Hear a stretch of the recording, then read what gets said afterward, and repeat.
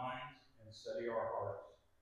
Remove every distraction and fill this place with your peace. Guide our thoughts and let our discussions reflect wisdom, respect, and purpose. Amen. Amen. Pledge allegiance to the flag of the United States of America and to the republic for which it stands, one nation, under God, indivisible, with liberty and justice for all.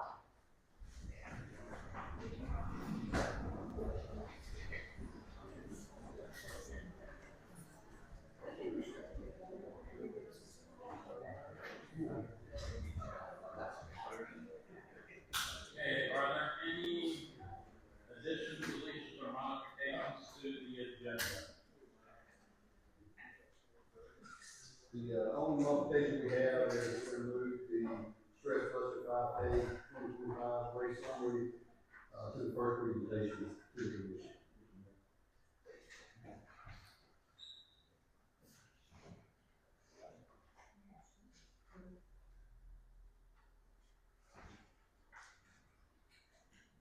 And we'll add that Rick Mullins 30-year service to the city of United.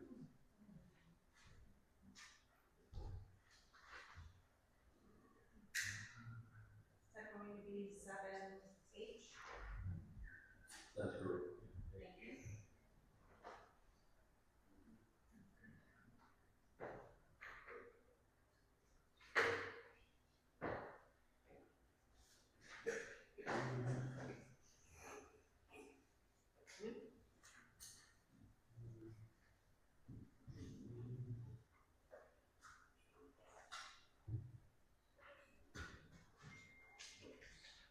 And I don't know if it's on here, the resolution for the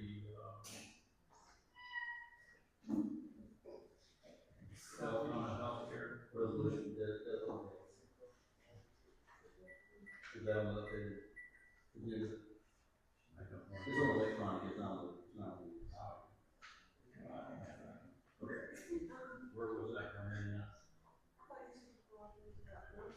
We're gonna put it on the agenda now. We're adding it to the Adding agenda. it to the agenda. Okay, so then that would be resolution 2603. Yes.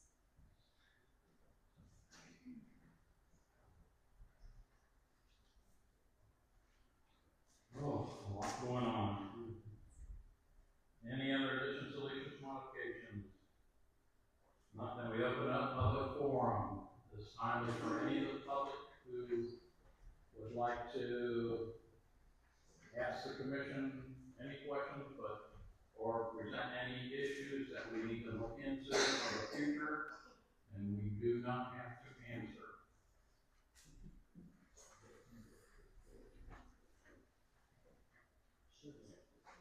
Alan Cook, should I say senior? Yes, the old man.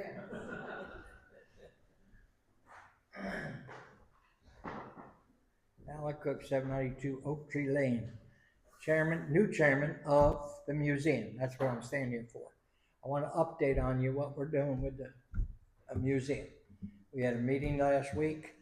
We got all new officers now and everything, and some new members and all, and we're moving forward.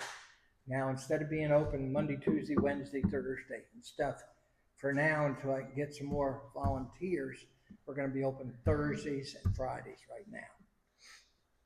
And, so everything else is on the move. We're going. We got some more volunteers coming in and everything. So I'm very proud of it. I'm excited about it. The fearless leader. Thank you. Thank you. And Melissa Thorne.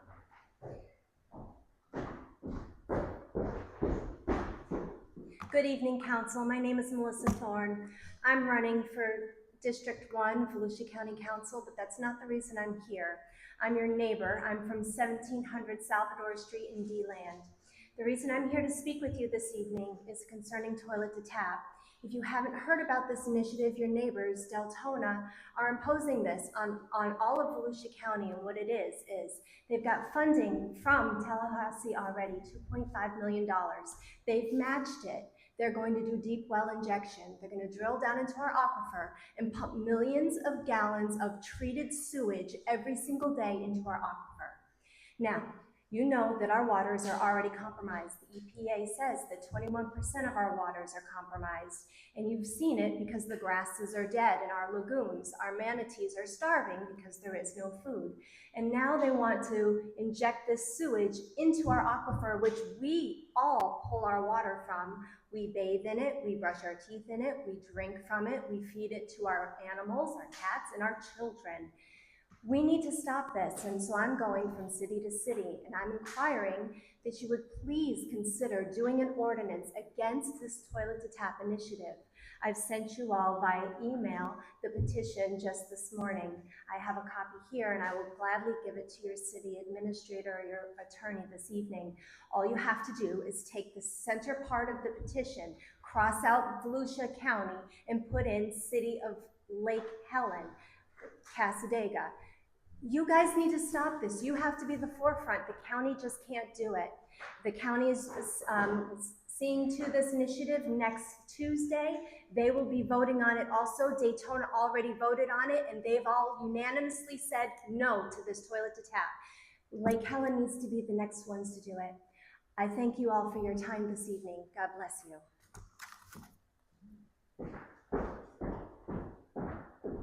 Thank you. Is there anybody else? You want to come up and fill out one of these cards for a record? Let me do that now. Okay. Hello, everyone. My name is Michael Don Johnson, and I'm not here to campaign tonight, but for the record, I am a candidate in the Republican primary for the congressman representative for this area. What I'd like to do is bring some information to this city that is very concerning for a lot of citizens in Seminole and Volusia County, including this city of Lake Helen. And what I like to do is just ask some questions to the council and to the people in the audience here, the citizens, to ask about, is it moral for some of the things I'm going to ask about and make a comment about? Is it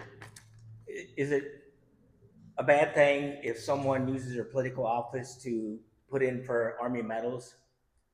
Is it a bad thing for someone to create stories out of thin air and make up stories that they've saved soldiers' lives in the battlefield when other soldiers all say that the person didn't?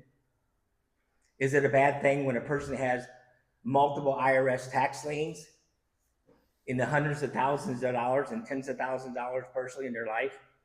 Is it a bad thing if someone lives a lavish lifestyle like they're a millionaire, but their company is now in foreclosure? I just got back from Perry, Florida. There's a lawsuit up there that a person owes $66 million, 34 million of that dollars are interest not paid. And they're fighting back because the lender is a Canadian foreign lender that gave this person money in order to live a lavish lifestyle, and they claim they live here in our county, which they don't. He doesn't.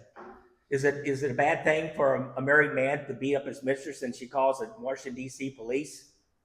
Is it bad when an ex-girlfriend has to file a criminal complaint against him and the FDLE is now investigating it? And the judge out of Columbia County, Florida, issued a 14-page restraining order against this individual? Is that bad character? I think everyone, I don't see a 3-minute clock. I'm used to 3 minutes. You know, so I'll keep it sharp for you guys because I know I've been in a lot of these meetings here. I think everyone in this audience knows who I'm talking about. And it's the incumbent Congressman Corey Mills that serves as district right here in this area here. And it's a disgrace. And I just want to let you know, and I got some handouts here that I can give everyone in this council member meeting. And God bless the city. It's a beautiful town. I walked it last time and I love walking and knocking on doors. Thank you very much. God bless you.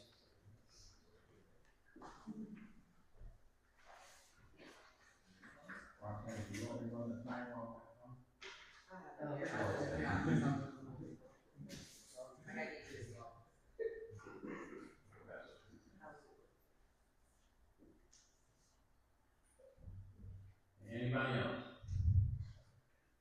And sir, if you don't wanna walk up there and hand those out, when you go out on the stairs to the right, our mailboxes are down on the bottom.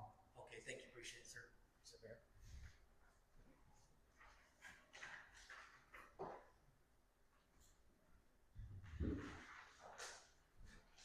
Okay, if nobody else on the public forum, approval of minutes.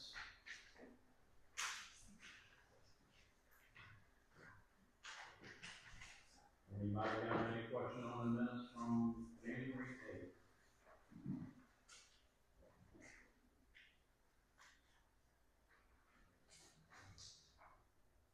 Hearing none. I make a motion that we approve the minutes.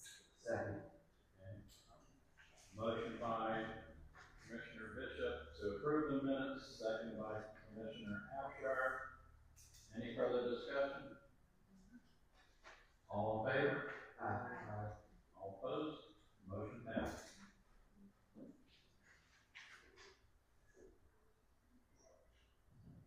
All right, presentations to the commission. So we'll start with the Stress Buster 5K. Is she here? Yes.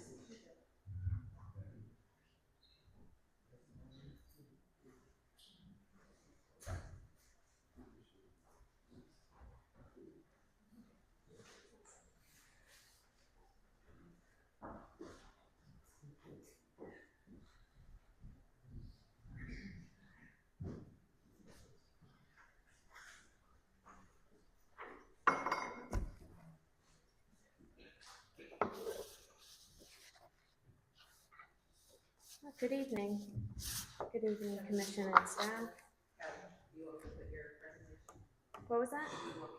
Yes, please. That'd actually be easier to read because it's so small. Let's see if I have it in here. So hard to read it.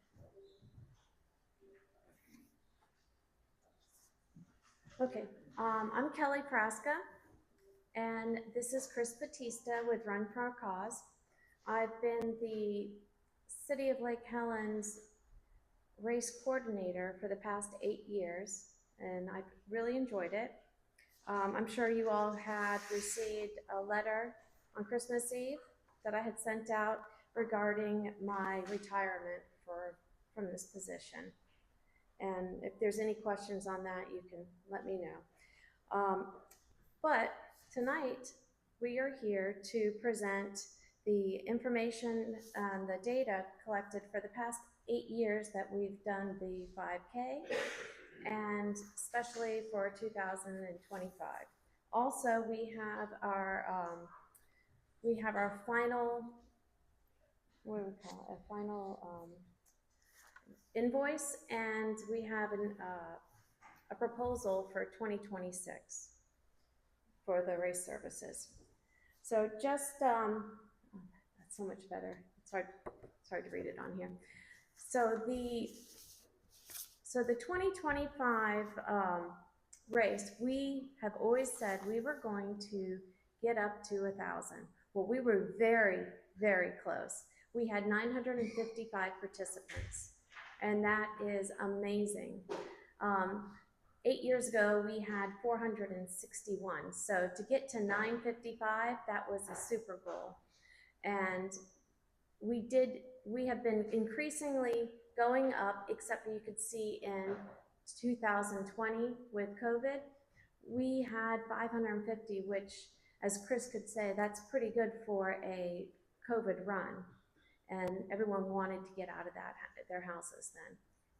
So let's go back to 2025. The registration fee raised just through registration itself was $28,369.25. That was up from the previous year. Let's just say a little over $3,000 up. We had some miscellaneous donations brought in. Those weren't really donations. There were some donations and some of the extra items that we sold during the race We sold long sleeve shirts. We were trying to deplete the old inventory. So we also sold previous year shirts, magnets, and we did that through, and long sleeve hoodies, those were sold. So that brought us an extra $723.69 out of those funds. Additionally, we had $6,150 in donations. Our donation history has changed over the years. Quite a few years back, we had received, years back, we had received in 2023 $10,450. It was wonderful. But things have changed here in our city as far as donations. Several of our annual donators, sponsors, they are taxed with many different events around the city coming in and asking for money, so money gets a little spread thin. So that is one, and there's a lot of events going on in December which they get hit with. So in the future, I would suggest looking at some of your big corporations to come in. Then we have we had the invoice we paid, that gross amount was $34,519.25. And that is a little over $4,000 up from the previous year. The invoice, which hopefully we're agreed to pay, because it's just a little bit up from the original proposal that was agreed upon last January, is $20,554.50. So that gives us a net of $14,893.25, which is a difference of $3,189.03. So that is quite a big increase. As we do every year, it gradually goes up. But I would like to look at the box right there over to your left, and in that annual gross, you can see the funds that have been raised for the past 8 years. Yeah, that one there. So in 2025, you see the $35,242.94. This is before the invoice is paid, but this is what we were able to bring in to the city. So this being a city event and for the good of the cause of what it does provide, this is what we got back in return. And you can see down that the total is $196,123.86. Sorry, it is big enough. So this has been, that shows you how successful this race has been over the past 8 years. And might I note that these past 8 years were in cooperation with Run for a Cause.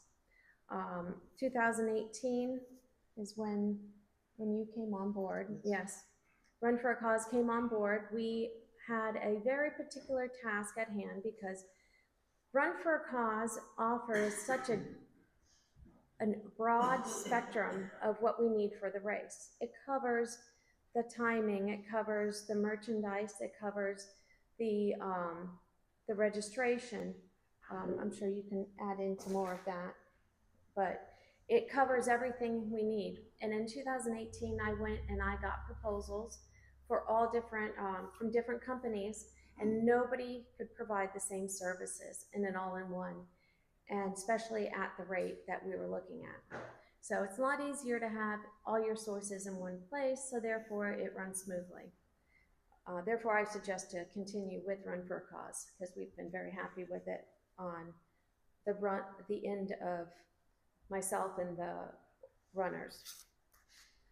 Let me see if you can go down a little bit. You can see Zoom back out and go over, yeah. Okay, all the way over. You can see that the participants in total over the past 8 years has been 5,966. A lot of those are repeats. We have quite a few that have stayed with us since the very beginning of the race, prior to when I joined in 2015, when I volunteered for the first time. We have had a great increase. Our marketing is very well handled. It's a smooth machine if it's operated in the proper way. And also we have, you can see the sponsorship, the money that the city of Lake Helen has gathered over the past 8 years is $4,550. So there's some pretty charts and line graphs and pie charts and bar charts and all that good stuff. So if you want to go ahead and look in there, your net by the year, I showed you the gross at the very beginning in that box. The net after the invoice was paid is a total for the past 8 years is $76,494.91. And that includes the $14,893.25 for this year. That's one event, one day. We raised all that money. So one thing is for sure, people love our race and they will continue to run our race. So I guess right now we get to the proposal and the final invoice, which you guys have a copy of. And you can see that the difference between the 2025 proposal and the 2025 invoice was different because of the final contract with the increased, wait, let me rephrase that, sorry. It's hard for me to read that. Let me see, it's up there, okay.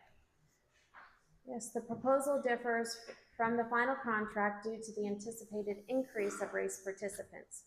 So that means that we were able to provide enough shirts, enough bibs, enough bananas, enough water, which is all handled through Run for a Cause. So we have eliminated a lot of the earlier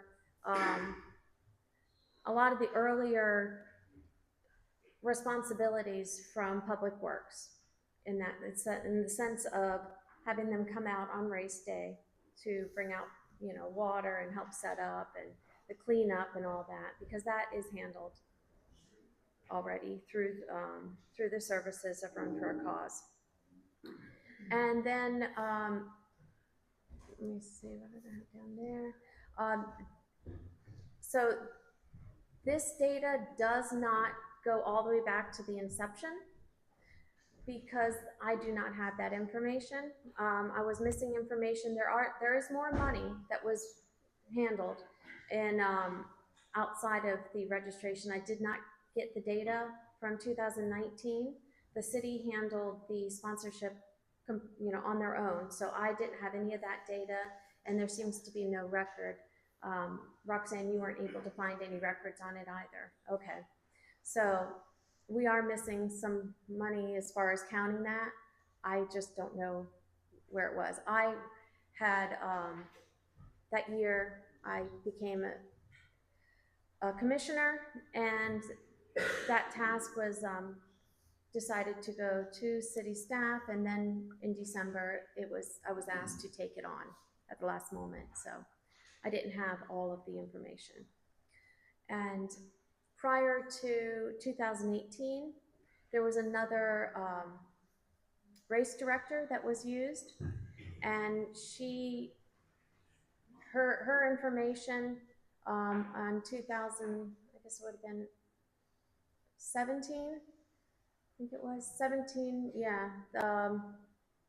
In 2017, we didn't receive the registration funds.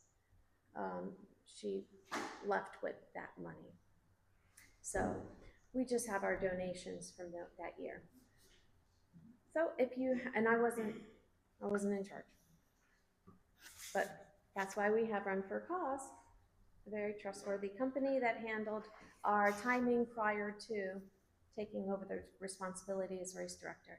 Now I'm gonna step aside. Do you have any questions for me? No? Okay. I'm gonna go ahead and step aside and let Chris speak, because he has the information if you have any questions on the invoice or the proposal. And by the way, this was this year's medal, in case you didn't see it. It was very nice. Very nice. Very well done. We got some really talented companies that work with us. Okay. My name is Chris Batista with Run for a Cause. Basically, I just want to highlight some information about Run for a Cause.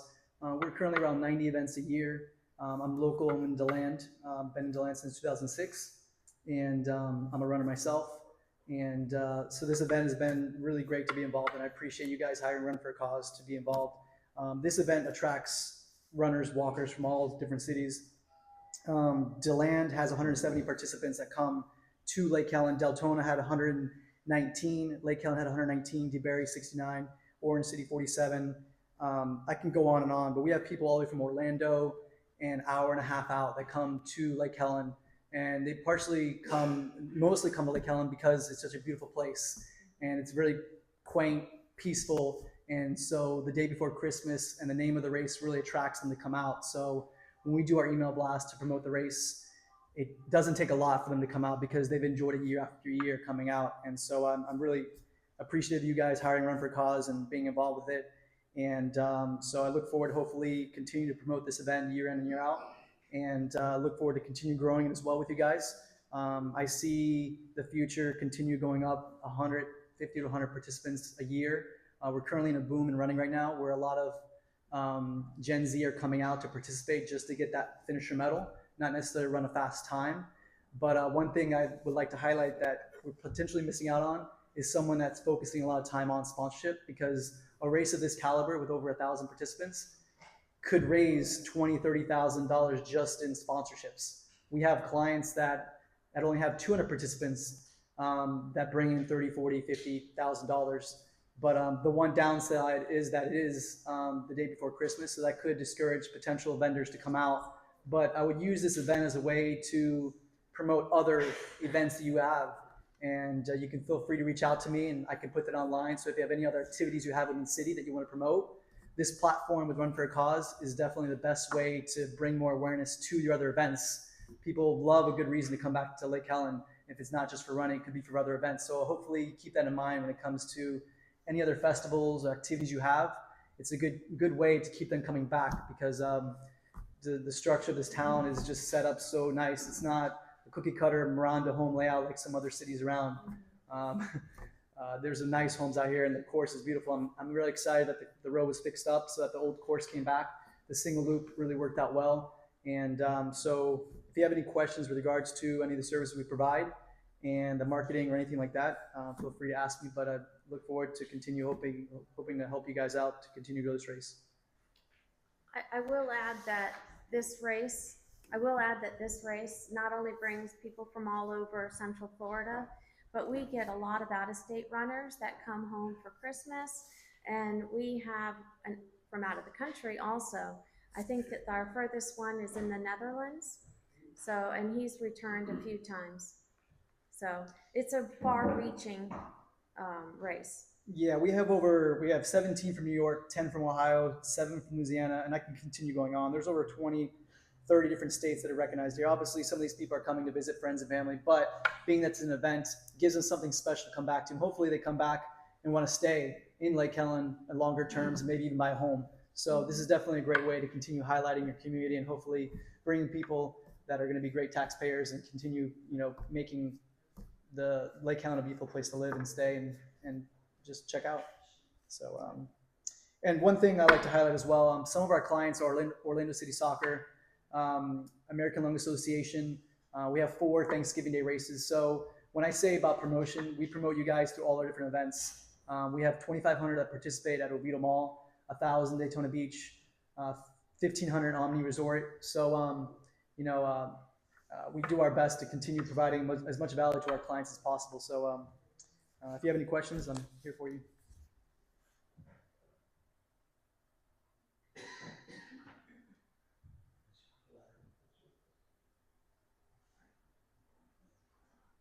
I can't hear you.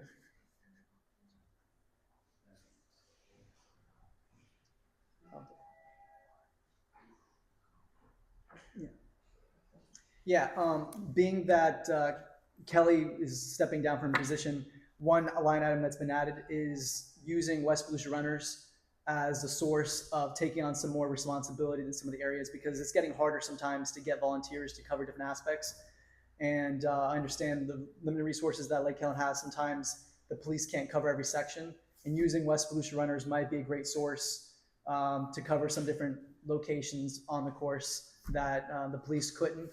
And so that's one line item that's been added, so that's going to be a little bit of increase, but they're definitely a running group that's based in Deltona that is supported in various aspects individually, but having them as a club will definitely, as a group, will get them more involved and continue helping just with those areas that Lake Helen can't, because it is the holiday and not everyone wants to work on a holiday morning. So, and yeah.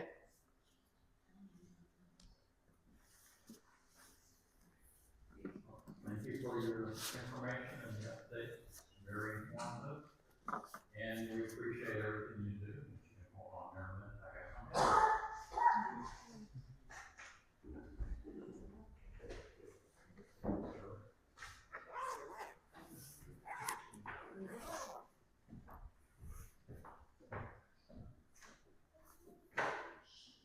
First, I'd like to present this ribbon for completing the race and finishing. I wasn't sure if our new city administrator would like to have one in his office. You want it? Okay. You're Thank you. In appreciation of your many years of hosting this event and bringing the attention to Lake Helen with the various runners from around the country and world, we want to present this to you. Oh, thank you. Aww.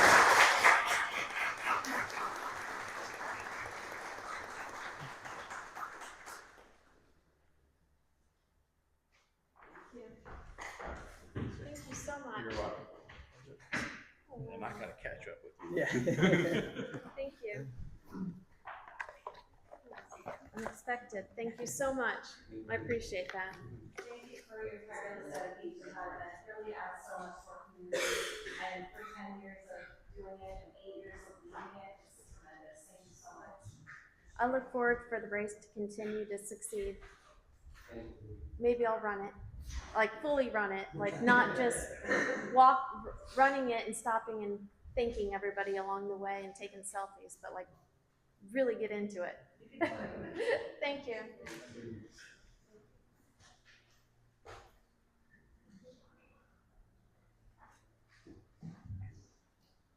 And a presentation by Flock Safety.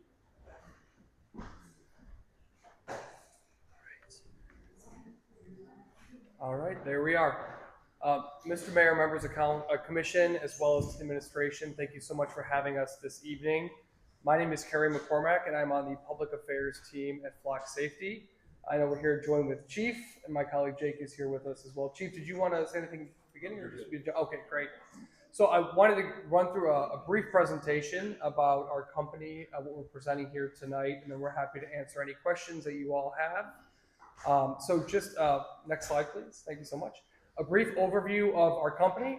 So our company is an American company founded and headquartered in Atlanta, Georgia. But we've got folks around the country that work for our company in a lot of various roles. And we are proud to be a company that supports public safety agencies in 49 out of 50 states, the one being Alaska that we're not in yet, but we are across this country. And everything from big cities to small towns in every single state of the country. And that is 6,000 of those communities that we partner with from coast to coast. We also have about 1,500 businesses that we work with, from mom and pop businesses to larger retail companies like Lowe's, for example. And we're proud that over 2,800 crimes are solved a day using our technology by hardworking men and women in law enforcement. Next slide, please. So today what we're here to talk to you about is collaborative policing technology. And so what we're very clear about is we do not replace the police. We provide a really important tool for law enforcement officers across the country to help them achieve the goal of reducing crime in our communities, as well as finding missing people, which is a really important component of the work that we do. We see ourselves as a force multiplier for our law enforcement partners. Next slide, please. So today we're here to talk about license plate readers, or LPRs. Next slide, please. And so just to give a brief overview of what license plate readers are, these are fixed cameras that are in the public right-of-way that take a photo of the back of the vehicle and a license plate of a vehicle. And so what this means is that as folks are driving in the right-of-way, the camera takes a picture of the back of a vehicle, similar to if you were standing at that corner with your phone and took a picture as well. So it captures the back of the vehicle. It does not capture the inside of the vehicle, who's driving it, what they had for lunch, anything like that. It is strictly a photo of the outside of the back of the vehicle.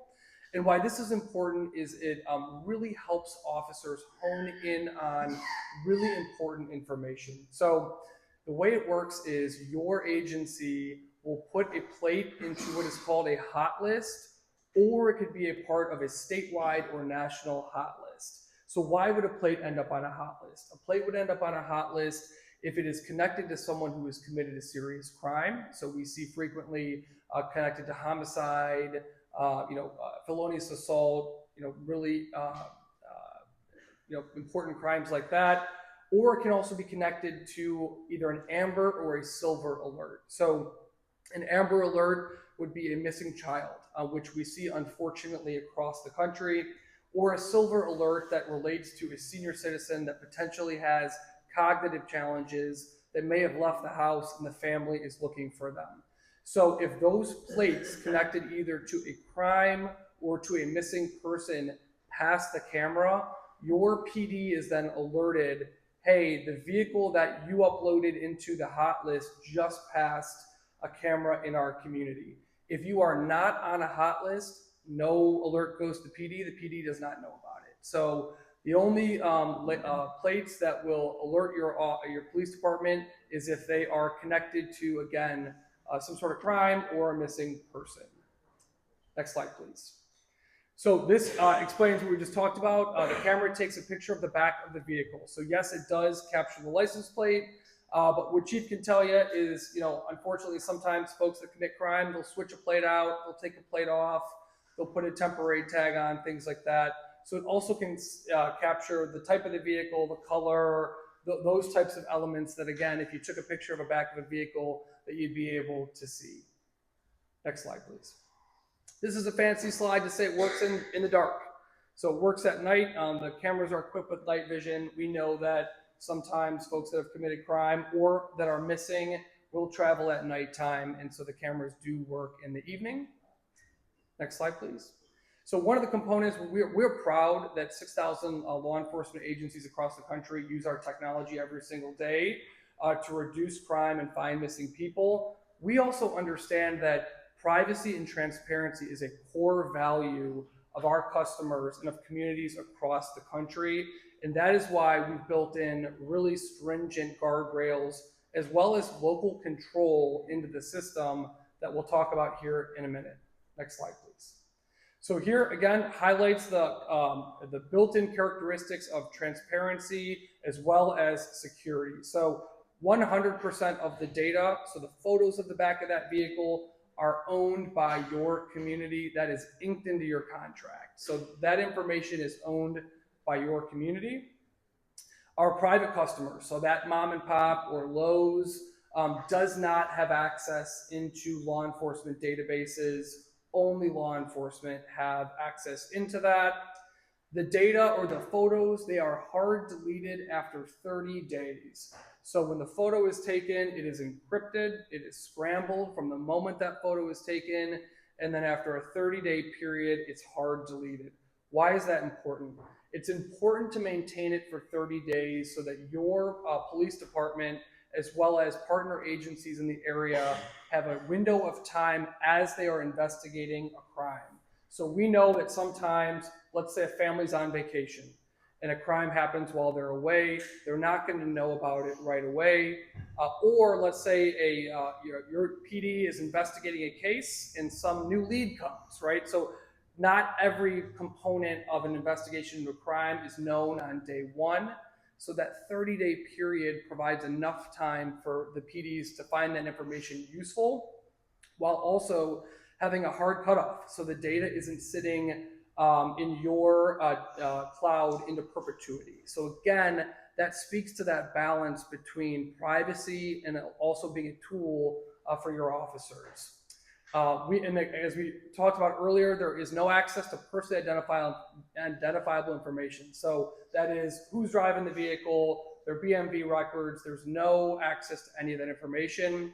As is today, your police officers, through their systems, with or without our technology, have to run that information against their databases. The cameras that are installed do not have access to that. So what will happen is if a plate hits a hot list and your officers are able to locate that vehicle, they then would, as they do today, run that information, engage with the driver and things of that nature. And then also with the sharing, your agency determines if and with whom you want to share your access to your data. This is really important to us. We understand as a company, again, operating in 6,000 communities across the country, that communities are different. Their values are different, and how they want to approach public safety and their agencies are different. And that's why it's so important that your agency decides, do you want to share with the folks in your county? Do you want to share with 50 miles out? Do you want to share with the state? Or do you want to be included in the national lookup? So that is totally under the control of your community. Again, important so that the values of your community are respected. All right, next slide already came up. Great. So again, talking about the accountability and transparency, all the use of the system is in a permanent log. So while the data and photos are deleted after 30 days, all the activity is logged into perpetuity. Why is that important? It's important so that your PD, as well as the community, has the ability to look at that activity and to audit it to ensure that everything is being run properly and that everything is above board. And if, heaven forbid, there's an issue, you're able to take a look back at what that issue was. So an issue could be, for example, while it's rare, if a plate read is wrong, for example, you'll be able to see what happened there and fix it in the future. The search reasons are also in there. So your officers have to select a search reason as to why they are inputting a search, again, adding to those records to ensure transparency. We encourage PDs and communities to regularly pull these audits just to see. It's good to also just see what's going on, and you can get a glimpse into the system. And also, we are working on auditing to alert to potential misuse. On the right hand of the screen, you can see an example of what's called the transparency portal. These are optional for communities, but you can have a public-facing page that kind of shows the different elements of the system. Next slide, please. Just a couple quick myths and facts that I'll run through quickly here. So the first is license plate readers can track people and show police everywhere they go. These are fixed cameras and they take a point-in-time photo. And again, the only reason that it would alert your police department is if the plate is associated with a crime or a missing person. Myth, LPRs violate the Fourth Amendment. There is now unanimity across district courts across the country that have ruled that LPRs, license plate readers, because they're that point-in-time photo with a limited lifespan on their data, do not violate the Fourth Amendment. Next slide, please. So a myth about selling data. You might hear about a social media site that collects data on folks and sells it Flock never sells customer data. That is also inked into your contract. It's not a part of our business model. And again, customers own 100% of that data. We already talked about those private businesses do not have access to law enforcement databases. Next slide, please. There is no facial recognition in the technology. It is not used. But again, the photo is of the back of the vehicle, so it's not catching people in general, but there's no facial recognition. And again, we already talked, it doesn't collect personal information on folks. Next slide, please. LPR's cameras negatively impact communities of color. This is objective evidence, and that's been recognized by folks like the Oakland NAACP and others that really talk about the fact that this is objective evidence for police investigations. And a myth that they don't have an impact on crime. We're seeing across the country communities where police departments and city leadership talk about how this tool has really enhanced PD's ability to cut down on crime and to find missing people. Next slide, please. Next slide, please. So a few headlines on real life impact of this tool you can see here across the country. Next slide, please. Right here in Florida, next slide, please. There are over 160 law enforcement agencies right here in Florida that use Flock as a tool. There's just a couple examples of them. Next slide, please. So I won't read through these all. Your director of administration's got the slideshow, so welcome her to share it with y'all. But these are real life, tangible examples. Again, there are many across the country every day, but we've pulled a few of how the technology has been used for good. This one is related to human abduction. Next slide, please. Another example in Palm Bay about a homicide suspect that was arrested using the tool. Next slide, please. And then talking about keeping our parks safe, this is an example out of Sarasota as well about how the cameras have been used to keep parks safe as well. Next slide, please. So here's a quick real life example, and this one's out of Georgia, but it just gives you kind of a snapshot of how the tool is able to help law enforcement. So 12:33, an Amber Alert was issued after this child was abducted by a stranger from their mother, which I can imagine, is the worst day of her life, I would imagine.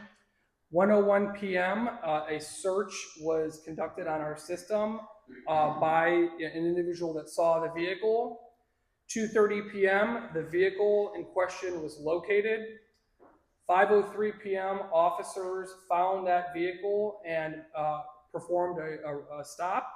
And at 6 p.m., that baby was reunited with their mother. So you can see here where the hard work of law enforcement coupled with the technology was able to get this woman the worst day of her and her family's life and bring her child safely home to her. Next slide, please. We're proud of our partners. So we partner with the National Center for Missing and Exploited Children, Mothers Against Drunk Driving as well. Next slide.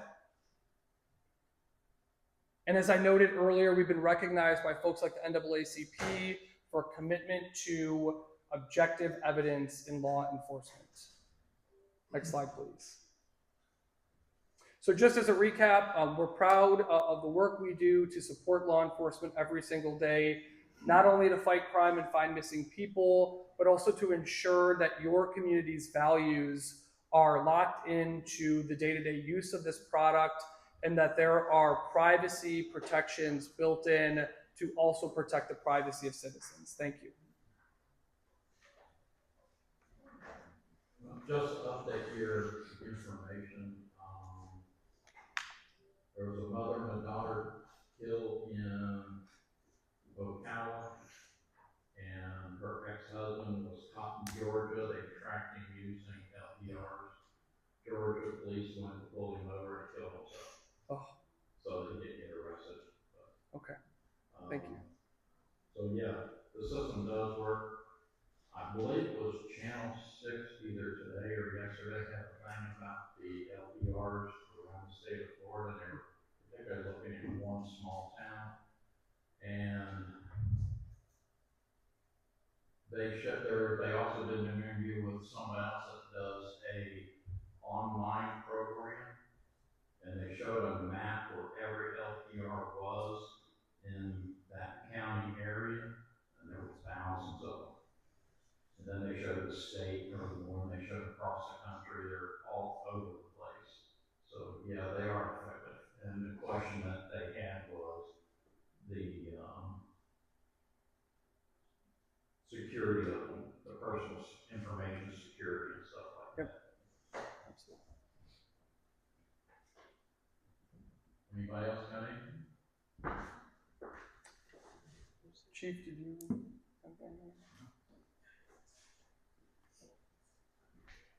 So anyway, I asked Block to come to give a presentation so you guys, they can explain it a lot better. So that is what Flock is. The main issue is the contract that we had. So that was brought up. Do you need me to read? Are you still familiar with that? It was tabled last meeting, so do you need me to reevaluate it or to say, yeah, it's the exact same thing. Jake is here, Kaufman, right? Kaufman, right? Yes. Yes. I almost forgot his last name, but he's here to answer any questions on the contract that you might have. Absolutely. I know you also mentioned something about looking for a grant to help cover. No, I've already done a grant. Yeah. That's just for the first year, right? What's that? Just for the first year? Yes. Chief, if you had had this system last year, were there any instances last year that was going to help you? That's the thing. I don't know. We don't know who came into town. I would imagine that anybody who got off at our exit that had a stolen vehicle, Amber Alert, they're getting off at our exit to get gas. So they're going to go straight to our gas station, which is in town. So the answer is I don't know. That's the whole purpose of getting this system. We don't have to pay for it for a year if we don't like it. If it doesn't work out, it doesn't meet our needs, there's no cost to the city. That's what the contract is about. You did look through last year's records and you couldn't find any. No, not anything crime. Well, there's some things that I can't give, like suicidal people, Baker Acts, those individuals couldn't be tracked through Flock. But I can't get those out because it's medical. How many does Volusia County have around the outskirts of Lake County? One that I know of in Deltona on Catalina. Yeah, 6 months. Sorry, I said Catalina, but yeah, 6 months. I thought they had stolen another one on Orange County. It might be on the other side of the overpass. So that's good for cars getting off I-4 going that way, but not coming into Lake County. You refresh my memory of where you said you were going to put these. They're going to basically go at every entrance and exit to the city. So you said Summit, and yes. Orange Camp. Summit, Main Street, one on North Brevard, and possibly one on Marion. So now It'll be a total of 8 cameras if you approve this. So we're stuck. So So how many total cameras? 8. Because the county covers one on the south side of Lake Honesty Road. Because I thought originally last time you said 4. No, there's 4 cameras that we're already getting with an Avoa Global contract that these are 4 additional cameras. And we have to pay for this 4 additional? No, that's what this is. The grant will cover Yes. the 4 additional cameras. Just for the first year? Yes, sir. And then when renewal comes up, we'll get notified 90 days prior. And at that point, you can either choose to cancel the contract, renew it, which we hope you would want to. Obviously, Chief can look for additional grant to cover another year, or any budget you might have put aside in the next year for Flock. If you guys decide to keep it, you can make any changes necessary to the contract. But you'll be notified 90 days prior, either by myself or by my team. I can let Chief know or whoever, but you'll get an automated notification as well.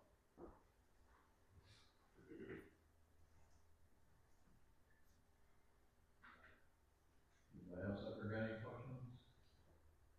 Buffy got any questions?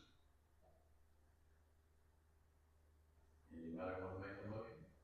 I have a question before we move forward. I'm sorry, I just put it in very fond of freezing.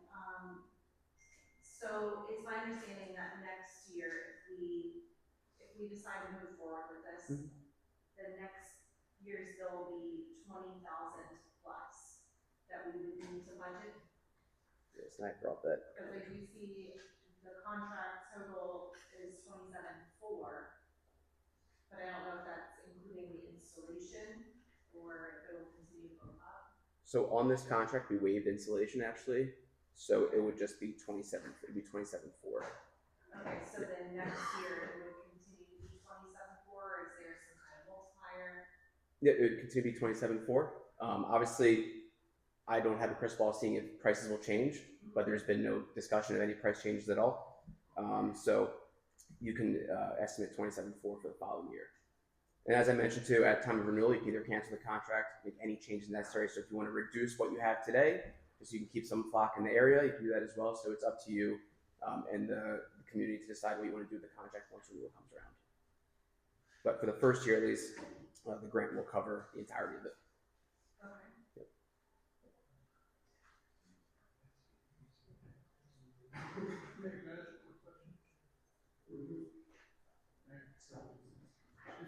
Under discounts in the contract, it Mhm. says lot safety professional services 2,600. Mhm. Is that in addition to the 27.4? No, that is so. That would have been $2,600 towards your installation for the cameras, but we waived that. So That's taken off. yes, To get to the 27. yes. Do you have any other customers that are our size that you've had success with? Yeah.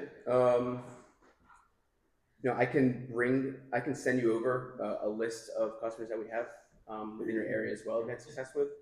Not something I can just bring up right now, but we definitely have. Unless you have them. Yeah, I would just answer, I mean, and Jake can get a list to you, but we have many customers that are similar size and really find it helpful because there's not a very large police force. And so when you have the tool, it can become exponentially more helpful to aid your PD as that multiplier as well. So, but again, I attend a lot of council meetings and many of them are not in big cities. Many of them are in small or to mid-sized towns. Okay, do you have something a little more, concrete or numbers based on how successful that's been or how many times it's been used in a city that's similar size or in just any city in general where you've applied this technology? Absolutely. Yep. So we can get you information and we can pull, I don't know, a handful of similar cities with both usage information as well as data from those cities. I don't have it right here, but we can get that to you for sure. Okay. Absolutely.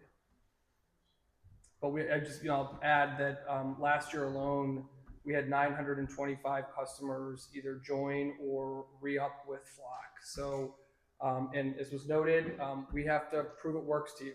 That's the important part. We have to earn your business every year and demonstrate that the tool is working, or else you can cancel it.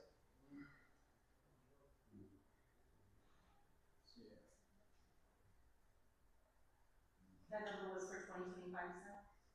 Yes, the 925. Yep, for 2025. That's correct.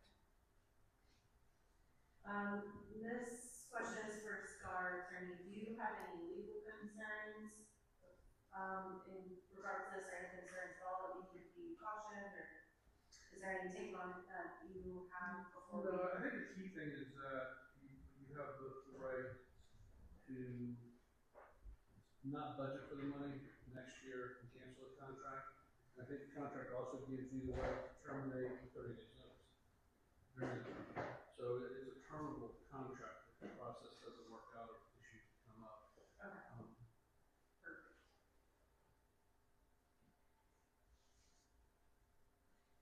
Have you had any instances of misuse by law enforcement that you've been aware of, and how is that gone handled? Yeah. So.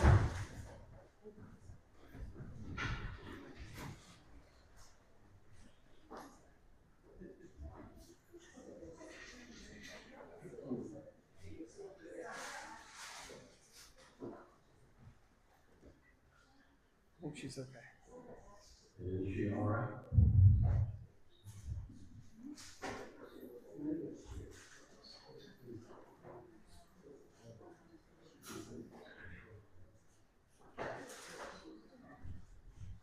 Mayor, should I continue or? Good. You got any more questions? Well, happy to answer this one. I just want to be respectful. We're okay. Okay. Thank you, Commission Member. Short answer is yes. We are aware of a handful of cases of misuse around the country. Important to contextualize it in the fact that we got 6,000 agencies that use it every single day, lawfully and properly. Agencies where there has been misuse, those agencies have taken immediate action, either termination of those officers or prosecuted them.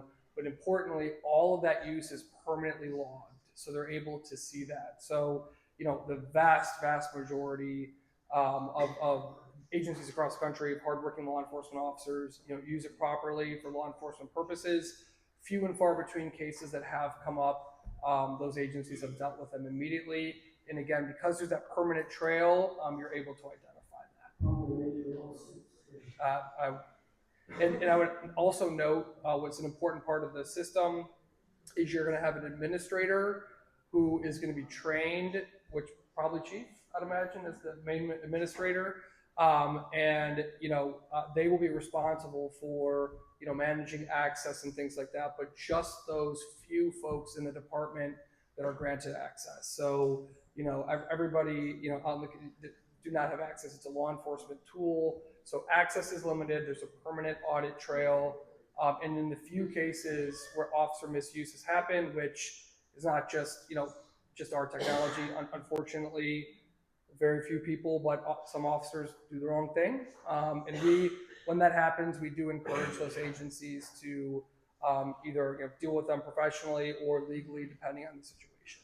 Okay, and I heard you say, oh my gosh, what is it? The guy over the top, but it's air control, sorry. No, the administrator, yep. Administrator. Sure. Is there a dual control officer that is able to audit these as well? Yep, so generally, it'll be up to chief, but generally, the administrator, as well as folks that he will give access to, can pull those audits as well. Okay. And generally, in departments, there's a handful, depending on the size of the department, a limited amount of officers who have access as an administrator to the system. And all their activity is also logged. Mayor, I got one more question, maybe for the chief. So this contract's a 12-month contract. And it provides that if the commission doesn't appropriate funds, then they can cancel the contract for the next year. When is it anticipated this contract is gonna end? My comment is, if our contract doesn't coincide with our budget pretty closely, then we could have overlapping, we could have a 12-month period for funding that covers 2 budget cycles. I see what you're saying. I So bet it would make it really easy. when the cameras go in the ground, correct? Yep. So this contract is set up as first camera validation. So no invoice is generated until that first camera is in the ground, and the full year doesn't start until that as well.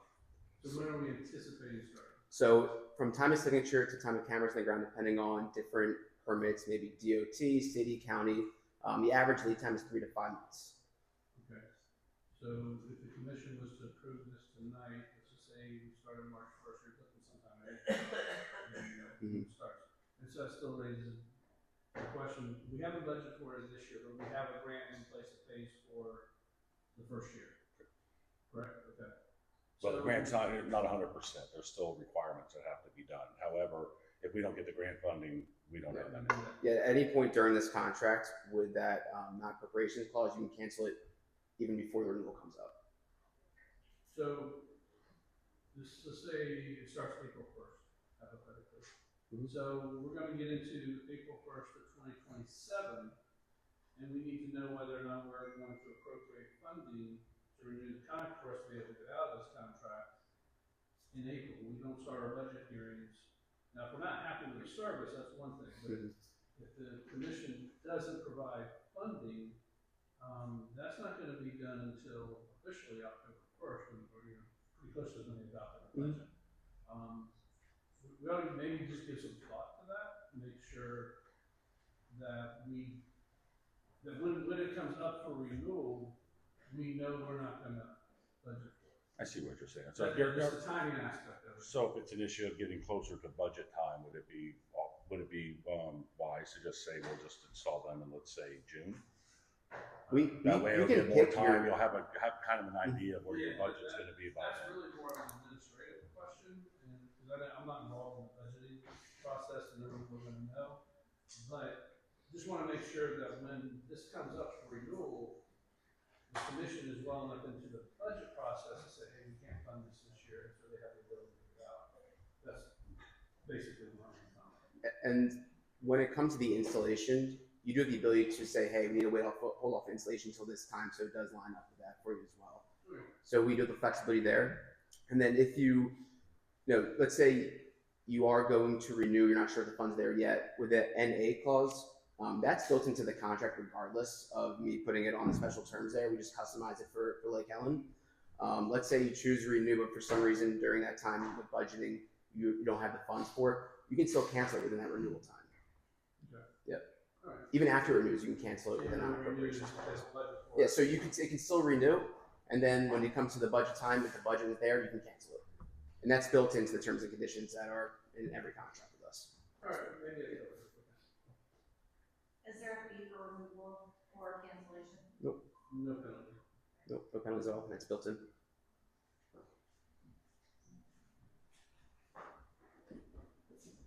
Does our city administrator have any recommendation or remarks about this?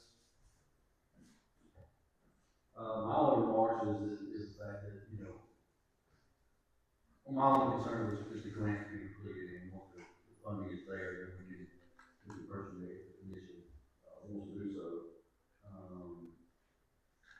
So that's my only, you know, is here is that the grant is not 100% complete. And is there a time limit on the grant? For, there's a time limit for stuff that has to be done. So it's an ICE grant, 287G agreement. So I have to send officers to training. So that's where we're at right now. We're now in the sign up for training purpose. So if we wait to start the contract, how long is the grant? From the time you get the grant, how long do we have to? Oh, I see. The grant's a reimbursement grant. So, but we don't, what's the wording we look for? There is, until we get those grant fundings in, we don't owe you anything. Until that's what we put in there. Until those funds get here. So basically what you're saying is the things that are left to satisfy the grant are expenses we need to incur, which will be reimbursed with the grant to train our officers, but we don't want to move forward with that unless the commission is blessing this deal. I am still gonna go forward with the 287G agreement to getting the officers trained. That's the contingency to the grant. The grant is a little bit separate. The grant is, you have to do this 287G agreement with ICE and train officers. That's the requirements for the grant. Contingency it's out Correct. there. Okay, you're planning on doing it. That's in the works right now, correct. Is that 287G training applicable to anything outside of these cameras? No, that's for ICE. Just for ICE? Yeah, that's ICE. So the ICE thing isn't applicable to body cams? It could be.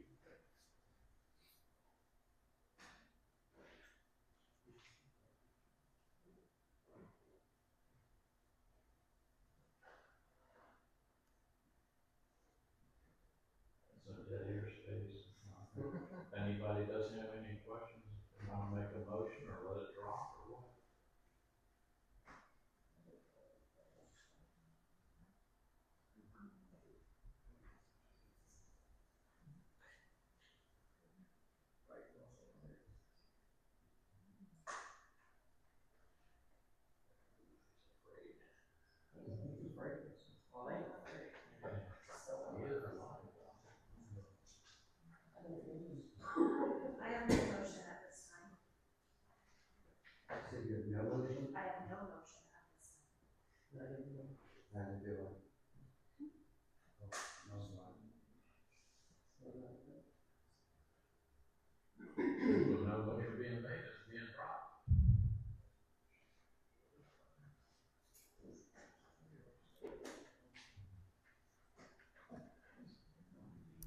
All right. Thank you very much. All right, thank you.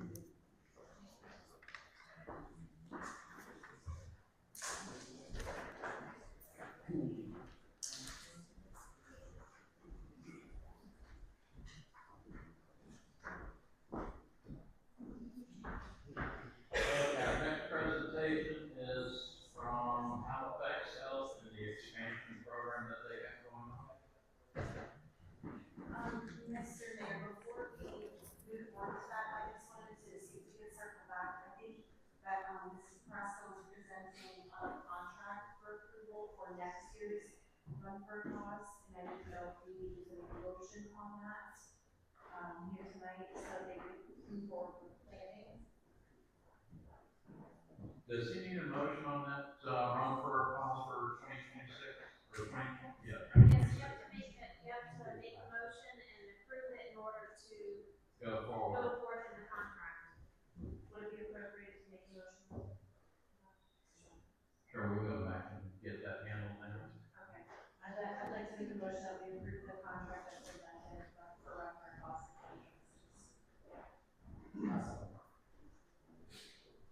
A motion by Vice Mayor Rutledge to approve the contract for Run for a Cause for 2026, seconded by Commissioner Farmer. Any further discussion? Wow, getting these guys. Anybody from the public want to comment? Hearing none, all in favor? All opposed? Motion passed. Thank you. Thank you, Mr. Mayor, and sorry for the delay. No problem. Good evening, Mr. Mayor, City Commissioners, staff. Thank you so much for the opportunity to be here. My name is Ben Eby. I'm the administrator at Halifax Health, UF Health Medical Center of Deltona, your closest hospital to your current location.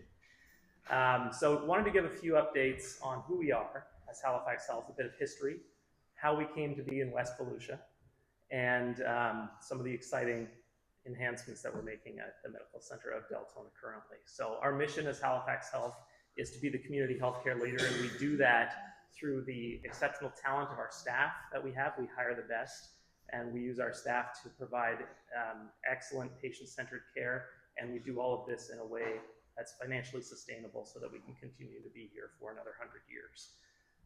The next slide shows some of the history of Halifax Health. We were founded in 1928, but really started in 1925, over 100 years ago, when a group of citizens from Volusia County went to Tallahassee to advocate for healthcare services in Volusia County because none existed at the time. It took them about 3 years to build a hospital. That became the Halifax Health Taxing District, which still exists today, over 98 years later from the time we opened the doors in Daytona Beach. And we've grown over those last 100 years. We continue to expand, add services. There's some stats up there on the screen that show you how large we've grown.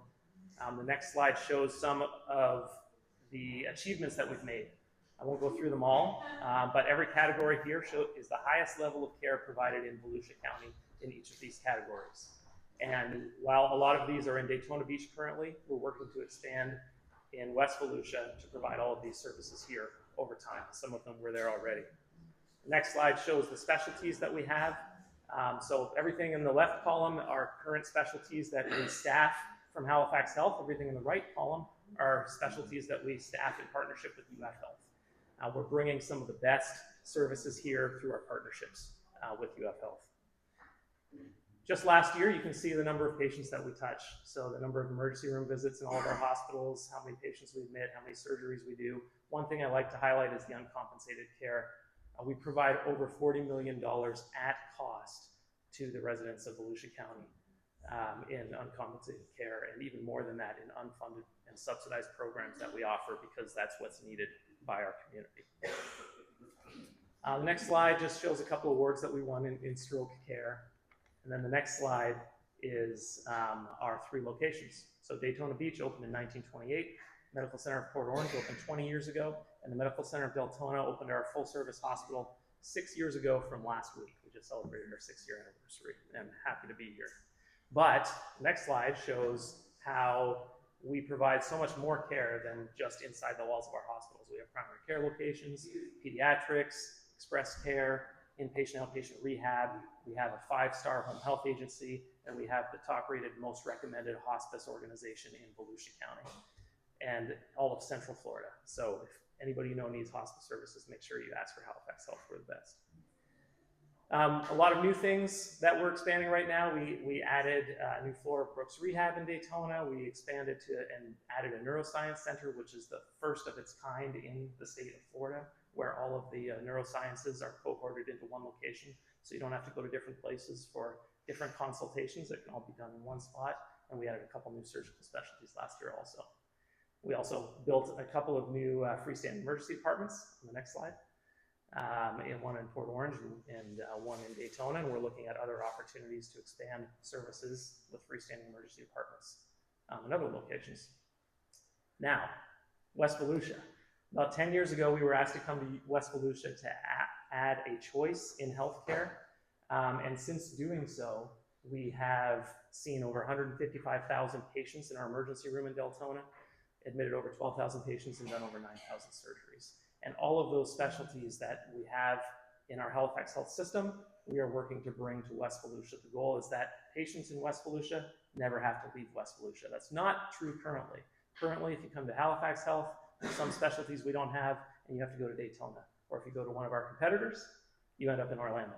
The goal is to bring all of these services to West Volusia so you never have to leave home. And so we're expanding services every year. So just last year, we added oncology services with the Cancer Center of Hope in Deltona. We added pulmonology function testing. We became a primary stroke center in Deltona. We added pain medicine. We became a bariatric center of excellence. This year, we're bringing neurosurgery here, urology, adding interventional cardiology, pediatric primary care. We're continuing to bring more and more services to the residents of West Volusia. This slide shows the expansion. So we've grown so much by adding these services. You saw the number of patients that we see through our hospital in Deltona. And so we are building on. In April, we will be done construction. We're adding 19 new emergency department rooms. So we'll be a 30-bed emergency department. And we're adding 47 new inpatient rooms. So we'll be a 90-bed inpatient hospital. And that will fill up in the next couple of years as West Volusia continues to grow. And we have the ability to add 3 more stories on top of our tower to grow from 6 stories to 9 stories and double again to 180 beds. So I anticipate that will be coming soon within the next few years. The next few slides just show some of the construction progress. So this is our emergency department, some before, during pictures. The slide 17 there just shows the grayed area is our current ICU, and the colored area is where we're expanding more ICU beds. And then the next slide is the 6th floor, which was vacant and is now almost complete with 30 new med-surg beds and some construction pictures. And I'd like to end on some awards that we just won recently. We were voted the best healthcare facility and the best surgical center, and a couple of our physicians, Dr. Amin, who's one of our primary care providers, and Dr. Rhodes, who's an orthopedic surgeon, won awards in their category also. So we are here for the residents of Lake Helen, happy to be your closest hospital. And we see people from your city every day, and happy to continue to do that and continue to expand services so we can serve you for many more years. So thank you for the opportunity to be here. Thank you.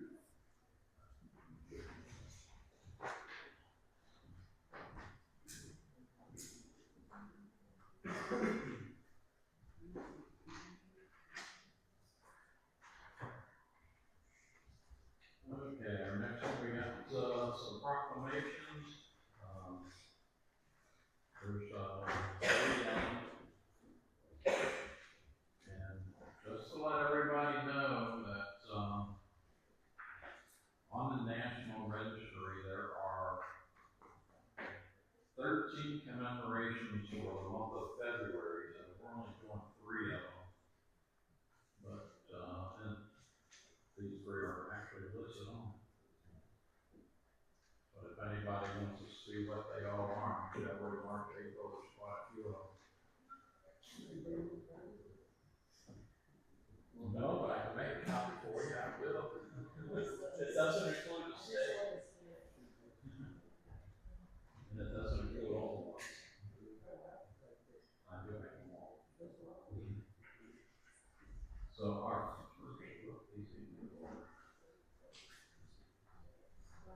first one History Month. City of Lake Helen, Florida, proclamation of Black History Month 2026. Whereas Black History Month is observed annually in February to recognize and celebrate the achievements, contributions, and enduring legacy of African Americans in shaping the history, culture, and progress of the United States. And whereas African Americans have made profound contributions in all areas of society, including education, science, government, business, the arts, and public service, often while overcoming systematic barriers, injustice, and whereas the observance of Black History Month provides an opportunity for all residents to reflect upon our shared history, promote understanding, and foster respect, inclusion, and equity within our community. And whereas the City of Lake Elm is committed to celebrating diversity, honoring the dignity of all people, and preserving the values of fairness, opportunity, and unity that strengthen our small town character. And whereas recognizing Black History Month encourages continued dialogue, education, and education that help build a more just and inclusive future for generations to come.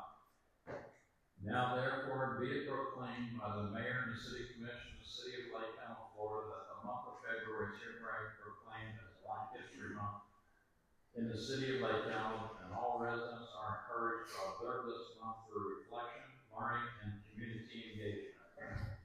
In witness thereof, I have hereunto set my hand and caused the seal of Lake Elm, Florida, to be affixed this 12th day of January 2026.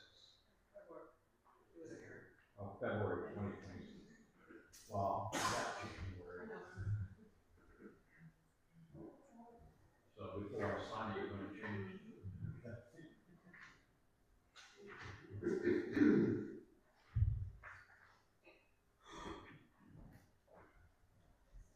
Okay, the next one, City of Lake Elm Proclamation Rare Disease Month 2026. Whereas Rare Disease Month is observed annually in February to raise awareness of rare diseases and their impact on individuals, families, caregivers, and communities.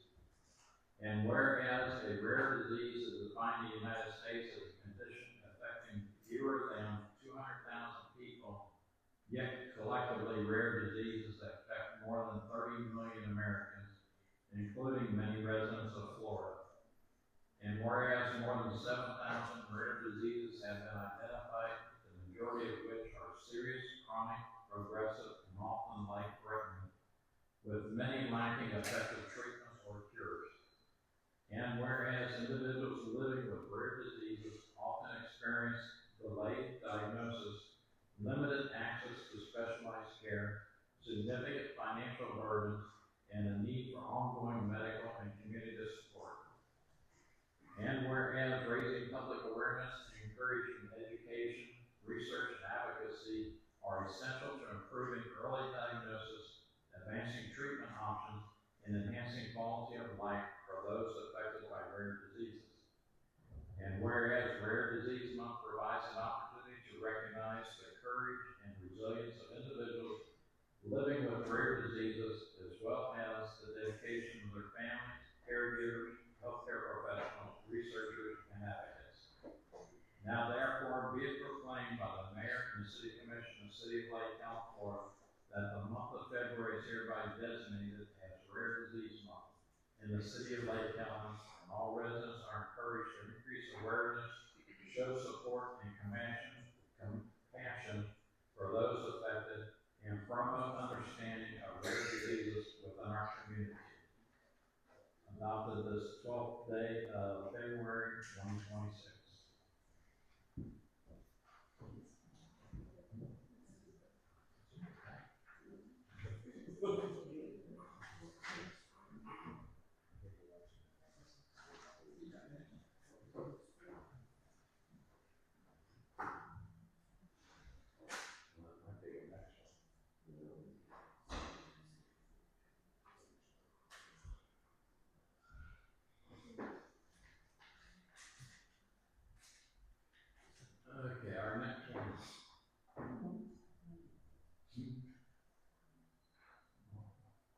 City of Lake County, Florida proclamation World Encephalitis Day, February 22, 2026. Whereas encephalitis is a serious and potentially life-threatening inflammation of the brain that can affect individuals of all ages and backgrounds, often resulting in long-term neurological complications or death. And whereas encephalitis may be caused by viral infections, autoimmune disorders, or unknown causes, and early recognition, prompt diagnosis, and appropriate treatment are critical to improving outcomes and saving lives. And whereas many cases of encephalitis is unrecognized or are misdiagnosed due to the lack of awareness of its symptoms, which may include fever, headache, confusion, seizures, changes in behavior or consciousness.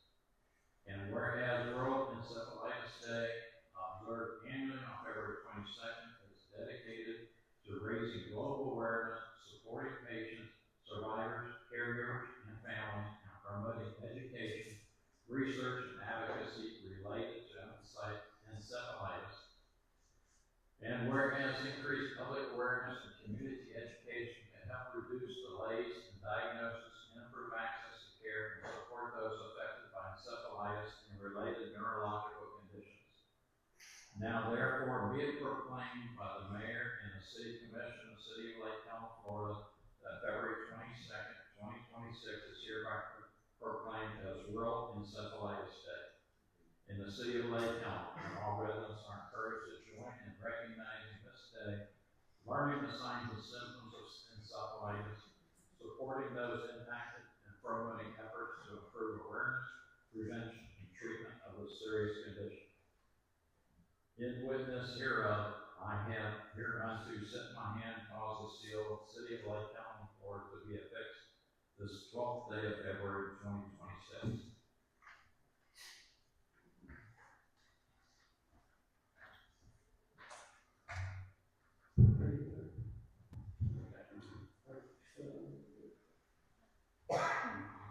They were doing the ones for Rare Disease Day, not one.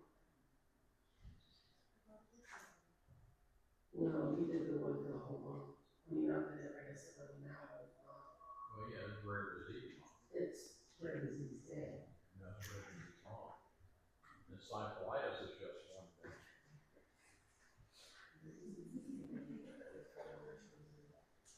Well, yeah, that is, but. I mean, I don't care, it doesn't matter. Yeah, it's all there. I just thought we were updated.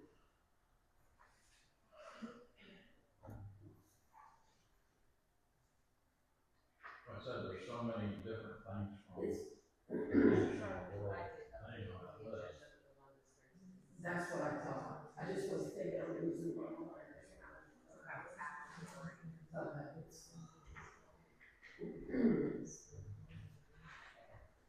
Now we are on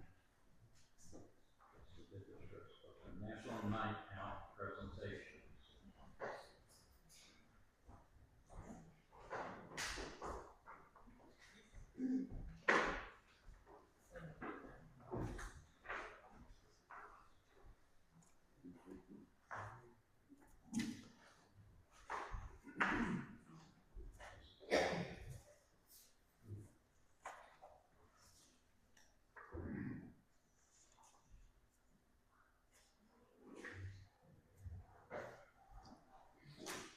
Okay, last October we had our third Lake Helen National Night Out. The event gets a little bit bigger and bigger every year, but it's an event that could not happen without members of the community. So tonight I want to recognize several people who sponsored and volunteered for that event. So we will start out with our volunteers, and our first one is Tara Jett.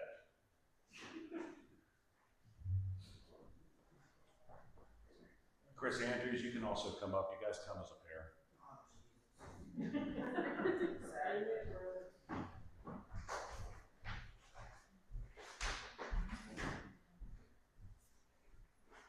Certificate. I also have some challenge queens here.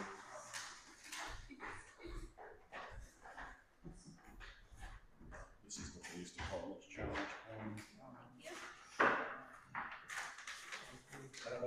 familiar with challenge coins, challenge coins are ways to recognize individuals. It's also used in police departments for camaraderie. This is one we had made for the national night out specifically.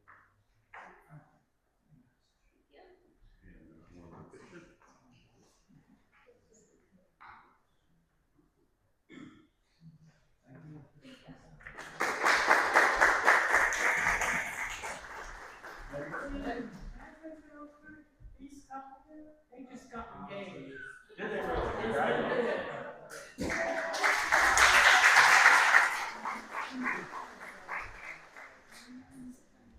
Linda Smith?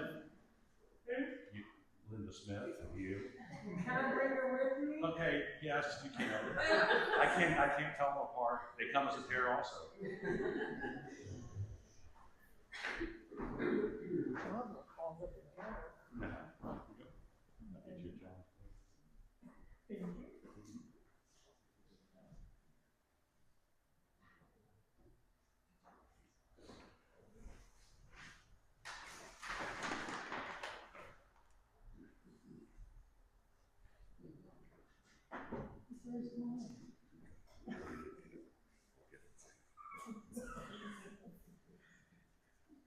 Next person is Joey. Joey didn't make it, did he? Okay. No, Joey Decker. Okay. Yeah. Joseph Decker. We'll get this to him. Next are our sponsors. These ones that really made it happen. Yaya, Big Dog.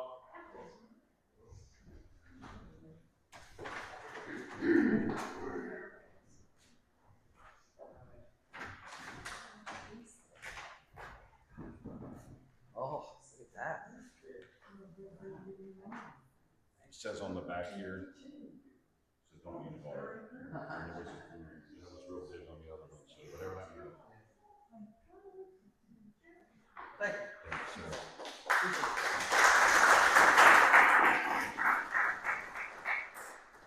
Rainbow Solutions Group.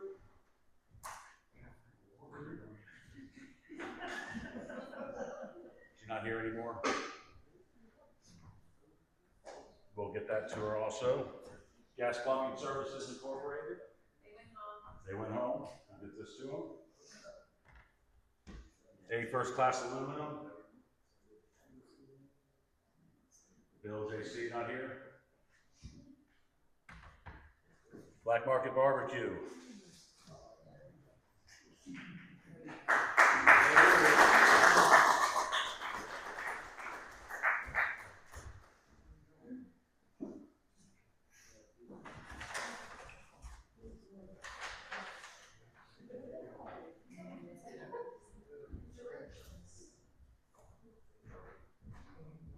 I don't know if you've been out and had their food, but it's pretty awesome. They're also at our turkey shoot every year.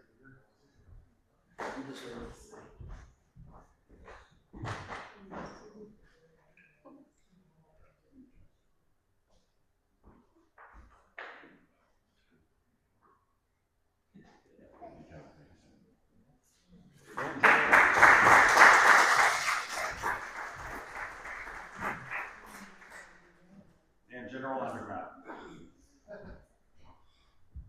They make you good deal. We will get these to them. That's it for our sponsors this year. As I said, we wouldn't have an event for one more of these people, so that's what makes this community special, and we appreciate everything. So round of applause for everybody again, please.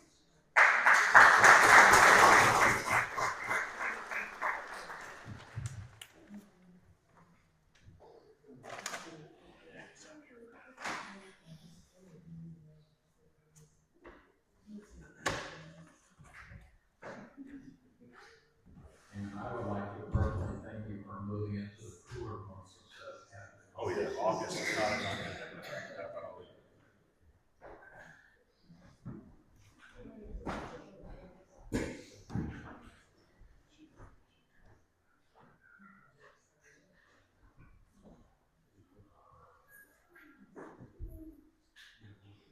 Sometimes we have an opportunity to recognize employees, and tonight we're celebrating, how many years? 30 years plus? Yep. Employment with the City of Lake Helen. Rick Mullins, our Public Works Director.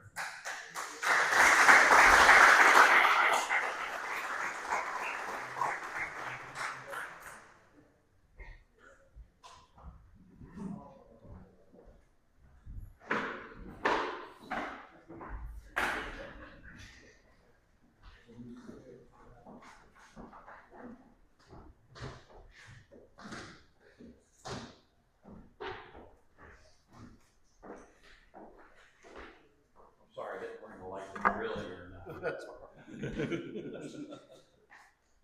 I left it up in a file drawer. Well, they didn't give me a challenge point. Yeah.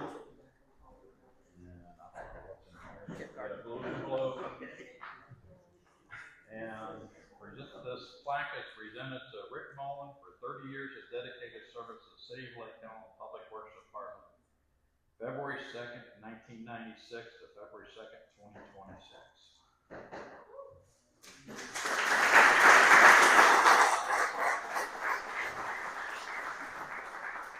a certificate of achievement for the same time period. Thank you.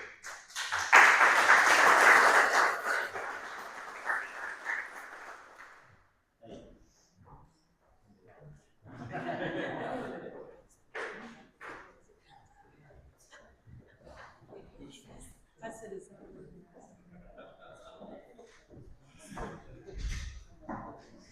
Did you swing that football out there?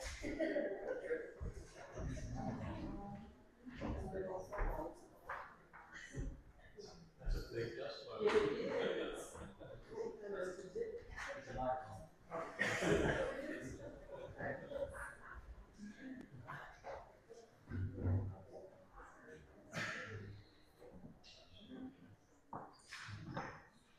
Okay, our next one is Resolution 2026-03. I was contacted by one of my fellow firefighters. He became a fire chief and now he's a commissioner in Deltona. Everybody knows about the West Volusia Hospital Authority and the authorities they have over the various places around Volusia County.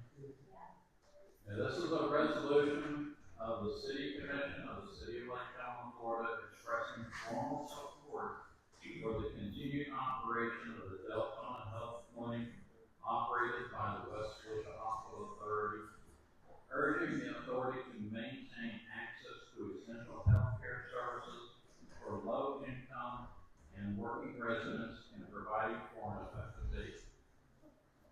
Whereas the West Volusia Hospital Authority operates the Deltona Health Clinic, which provides essential health care services to residents of West Volusia, including low-income, uninsured, and underinsured individuals. And whereas residents of Lake Helen, City of Lake Helen, and surrounding communities rely on the Deltona Health Clinic for access to primary and preventive medical care that may otherwise be unavailable or financially inaccessible. And whereas the closure of the Deltona Health Clinic would create a significant gap in healthcare access, potentially increasing emergency room utilization, worsening public health outcomes, and placing additional strain on regional healthcare systems. And whereas the West Volusia Hospital Authority has scheduled a special meeting on Wednesday, February 19, 2026, at approximately 6:40 p.m. to take action concerning the continued operation of Deltona Health Clinic. And whereas the City Commission of the City of Lake Helen recognizes that the West Volusia Hospital Authority is funding in part by taxpayers across West Volusia, and that the authority's decisions have a direct impact on community health and then economic stability and quality of life.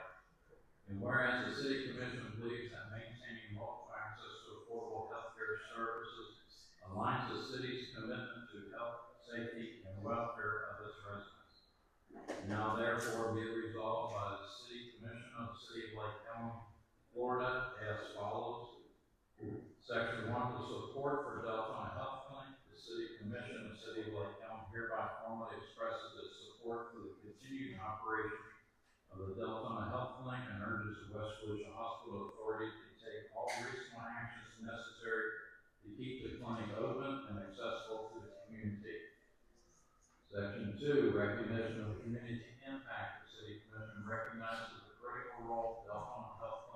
employees, providing healthcare services to low-income and working residents, and affirms that the closure of the clinic would have negative public health and economic impacts throughout West Volusia.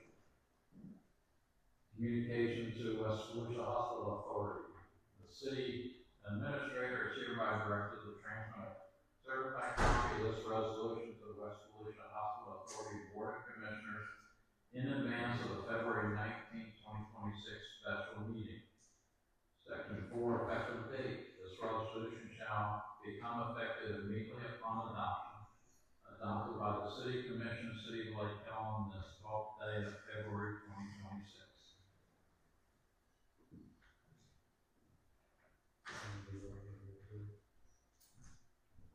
You just Make a motion to approve. Okay.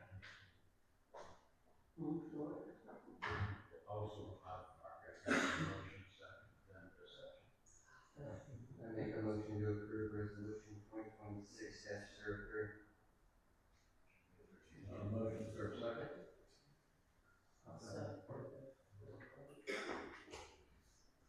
And motion by Commissioner Abshire to accept approved resolution 2026-03, seconded by Commissioner Farmer. Any discussion? Any comments from the public? Hearing none, all in favor? Aye. All opposed? Motion passed.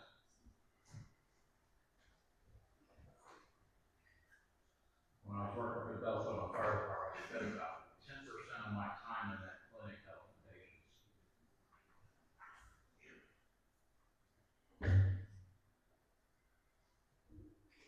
Okay, so we're done with section 8, public hearings. CAC updates. We have 3 proposals for the use and lease of the Creative Arts Center building having been submitted to the City Commission for review and consideration.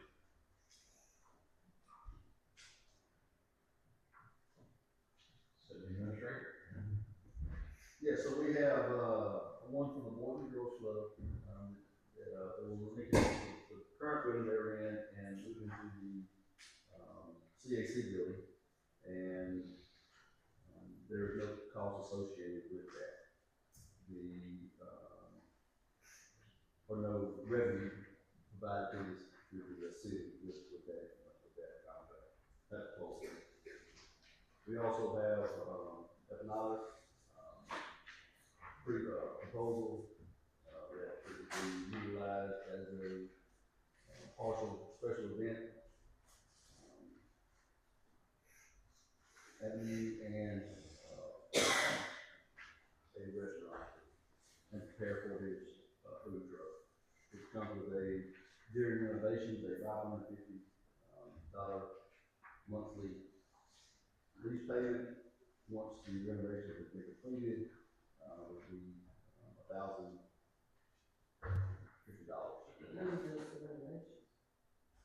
So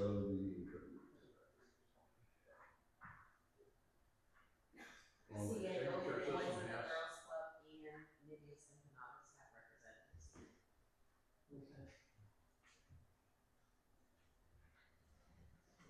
So then for both of them, the extinguishing system has to be reconnected, the hood system has to be cleaned out, the leaking plumbing has to be repaired, the old appliances have to be removed.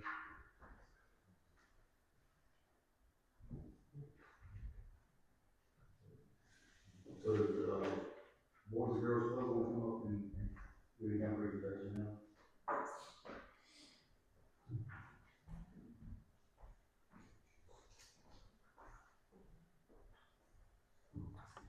Good evening. My name is Chance Malcolm. I'm the Director of Grants and Programs for the Boys and Girls Clubs of Volusia County. A little history about me. I started with the organization actually here in Lake Helen in 2011. In 2019, I was moved up into the office, and now Missy Matt Roman behind me runs the facility. Basically, the idea, we're overgrown our space. When I started in 2011, we were lucky to have 40 kids in there. And nowadays, there's a waiting list of 20 plus, and there's about 80 to 90 kids there that attend every day. The idea is to turn the existing space into kind of a workforce readiness center for the youth. Not only to gain more space to allow more kids to participate in our program, but also to give them the tools necessary to learn. You know, as we all know, there's a functional kitchen in there. We would assume the liability and the repair and the upscale of that space to really give our youth a chance not only to learn how to cook and all that stuff, but also what the entire service industry is about. Secondly, there's a space, you know, where the museum used to be. There's a workplace back there. We would love to invite some community members, especially those who were integral to the construction of that property years ago, to come and teach our youth some skills of the trade, you know, workshops and things like that.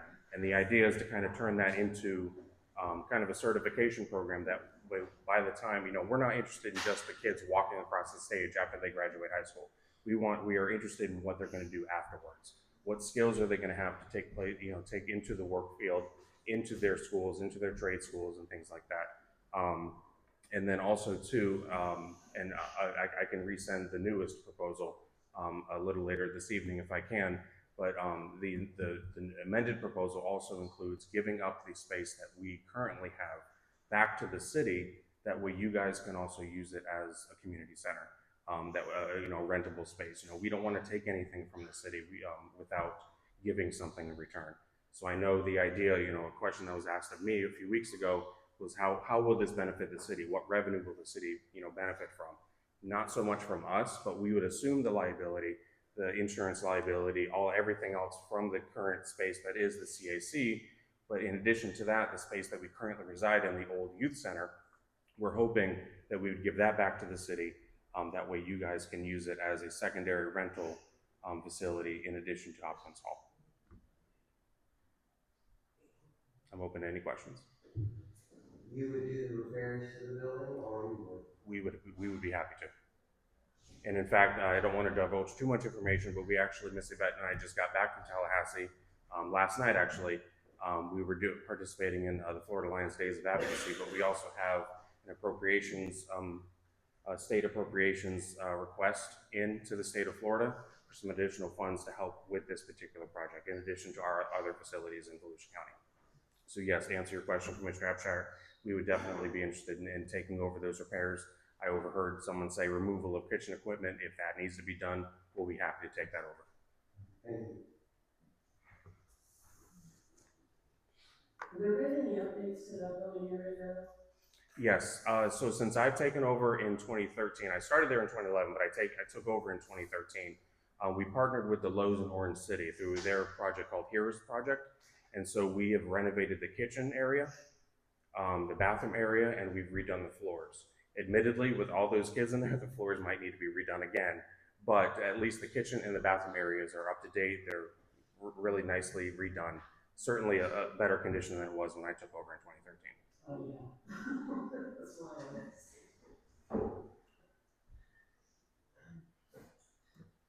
So this is basically what you're proposing, is just swapping buildings. Correct. Correct.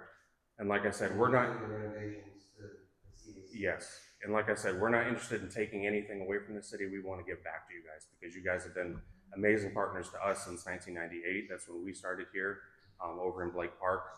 And like I said, we've just outgrown our space. We need more space, but we want to make that space intentional. You know, not just space to put kids in after school. We want to teach them something, teach them how to cook, teach them how to work with their hands.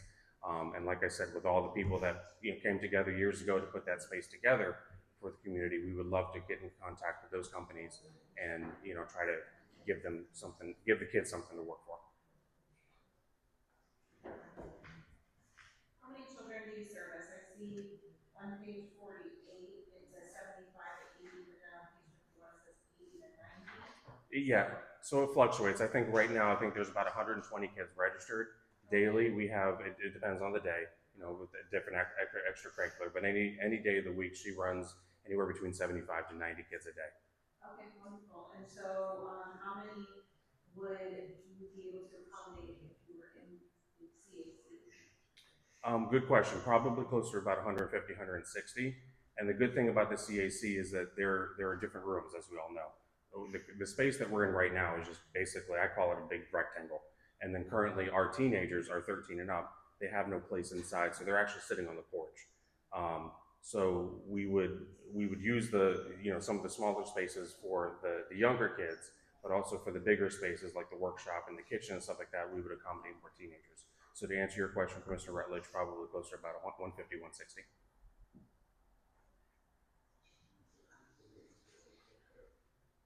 And you had mentioned something about rental space. Is that is it specifically for the building you're currently occupying if you took over the new space, or would it be like in the new space, in the CEC? So right now the proposal sits at our current space in the former youth center, but we're not admissible. We're not saying that we can't also talk because in other cities like Deltona, for example, we're operating out of their Harris-Saxon Community Center. So we're very well accustomed, if the city does need that space, we can certainly make do and put everything away. That way you guys can use that. We would definitely work on an arrangement or things like that. But the idea is we would keep our space mainly in the smaller part of the building. That way, if you guys do need to use the main area where the stage used to be and the kitchen and all that, we would definitely be happy to talk about that. Thank you.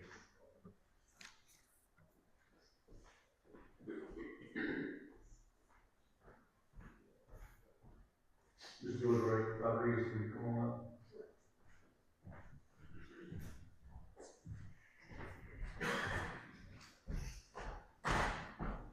Good evening.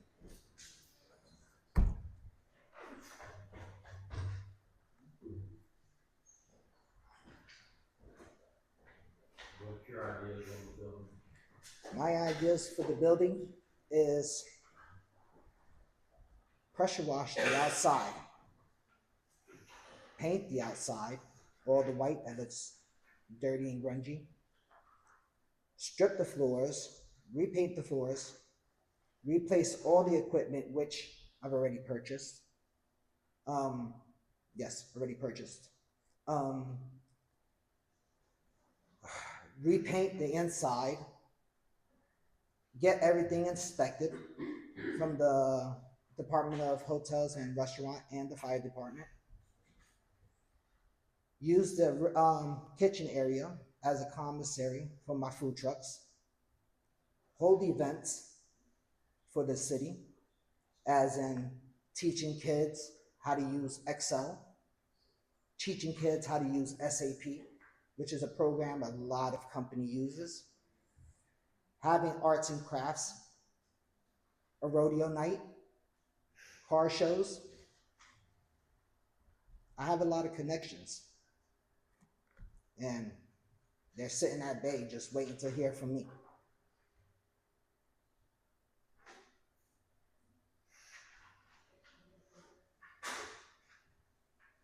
I have a question about your proposal. I think we kind of briefly talked about this, but Yes.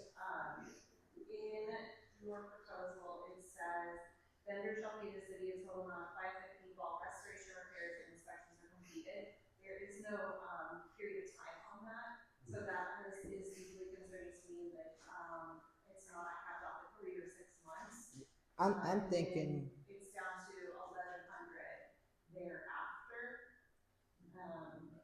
I'm thinking it should take me, I'm praying sooner than 3 months, but just in case paperwork takes long, processing schedules and all that, max 5 months. But I don't want it to waste 2 months. I want to get in there. I want to paint. I want to strip the floor, paint the floor, redo the floor the right way, put all the equipment in, correct? Take all that equipment that's in there, that's garbage, out. Fix those fans that's in there. Pressure wash those hornet's nests that's everywhere on the building, and then start. Okay, is your plan to take the entire building, or I know we had kind of talked about? It's half of the building, where the front part, the kitchen area, and the side patio. Now from the other room where they have the computers and the garage, that will be kept by the city. The city's able to do events and make revenue. You will pay for the refurbishments, is that what you're saying? Yeah. And the city would pay for the utilities and the tax liability? Yes. How much are you estimating that the repairs and refurbishments to the building will run? On the low end, 60. And that is to redo the whole kitchen Yeah. way it presently? Yeah. Check the fan, suppression system, all inspections, fire extinguishers, stripping the floor, painting, pressure washing. So aside from the repairs to the building, you said that your goal is to make the city money. How does this make the city money? Because if the city splits that building in half, you guys can still do your events and still collect revenue. As you sit right now, the city's not collecting nothing. So the city has an option to collect revenue on a monthly basis and also do their community events or hold whatever events they want to hold in the other section. Also, the storage that the garage brings with it that the city can use.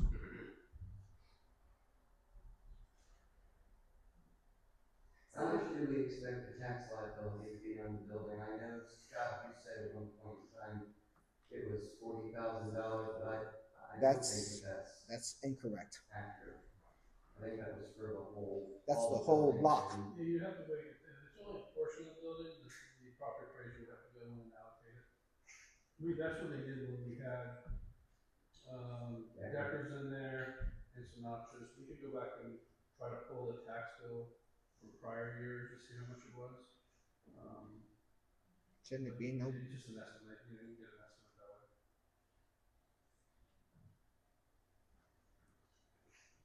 You know, from what they told me, it was $5 to $6, $5 to $7 a square foot, depending on what the inspector would come in or what that for taxes. Mr. City Attorney, if you could, is it customary for these type contracts to have utilities included in the rent price? Well, technically, everything is subject to negotiation, you know, in anything. I would say sometimes you hear things called a triple net lease. And with a triple net lease, you have rent, taxes, and insurance. And the three things are your taxes, your insurance, and what they call CAM, common area maintenance. Sometimes they're shared, there's multiple tenants in there, but basically maintenance. I would say typically utilities are included with the tenant's responsibility. But it is also a negotiation. With any lease, you can read any terms you want, but if you want to ask me what is standard, yeah, standard, the tenant would pay utilities, and a tenant typically pays, if you do triple net, they pay the insurance, the taxes, and the maintenance. And that's in a regular commercial setting. And I'm bringing business in. So this is somewhat not so much of a regular commercial setting per se. And the building's still being used half by the city. That's why I even raised my rent higher than initiated. That way the utilities and everything be included as one. We could also put a cap on the utilities and say anything over a certain level. Right. Okay.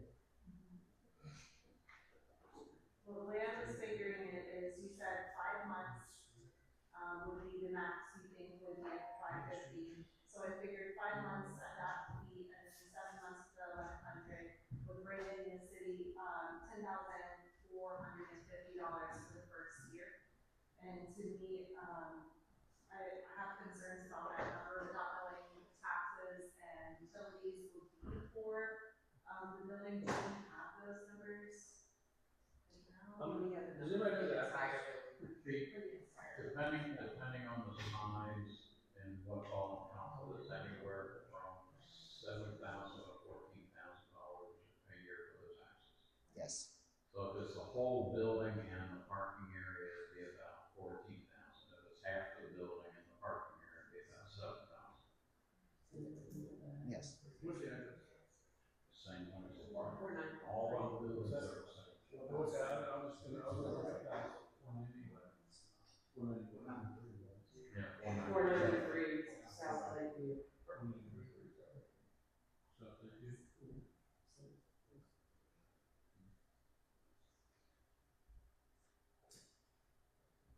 You got a lot of stuff there.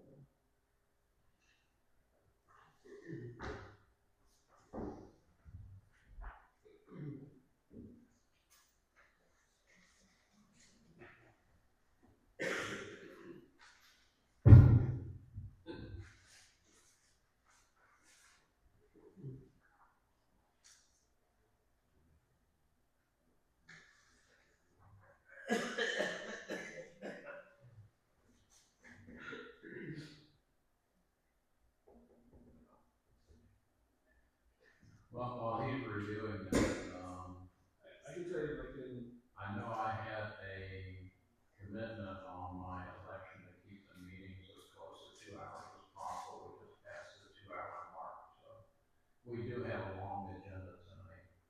So I'm hoping it's not going to be too much longer though. I was gonna say, you know, looking at the history of our taxes, between 2018 and 2020, the taxes were between $1,900 and $2,000. That was the tax bill annually. And that would probably be about the same space there he's talking about using, I think. In terms of, he's talking about using the same space, kind of at Sinatra and. Yes, sir. Well, I don't think they included the patio, because the patio wasn't done until after Sinatra's on the gym. That's true. When they tax the patio, probably? The tax people said, yeah, that's part of the deal, yes. Okay. But it was between $1,900 and $2,000.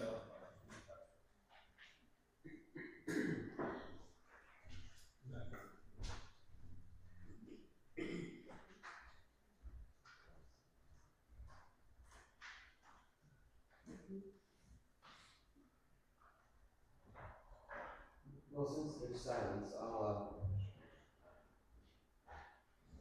since before, even before I ran for office, it's been no secret that I've desired to see that building return to what it once was, which was a community center for the public. But its intent was supposed to be. We had a stormwater workshop the other day, and it's going to take a few years in order to do anything with stormwater, and our citizens are frustrated because we tell them we don't have any money to do anything. Yet we've been sitting on, in my opinion, a couple of different revenue streams that we haven't tapped into: our city events and our city facilities.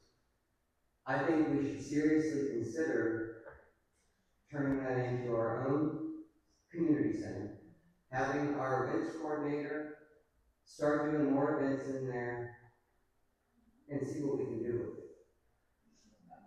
I would hate to just give it away and lose money on the building. Before we go further, we do have one more presentation. She's not here? Which that's kind of along the lines of what her idea was. Yeah, you're saying pretty much what she suggested to have it done. I just want to add one thing on the tax value. We were talking about that, the less than 3,000. In 2020, I guess it was, the last one we had, the assessed value was $1,236,000, but the exempt amount, the way they out, was $1,137,000.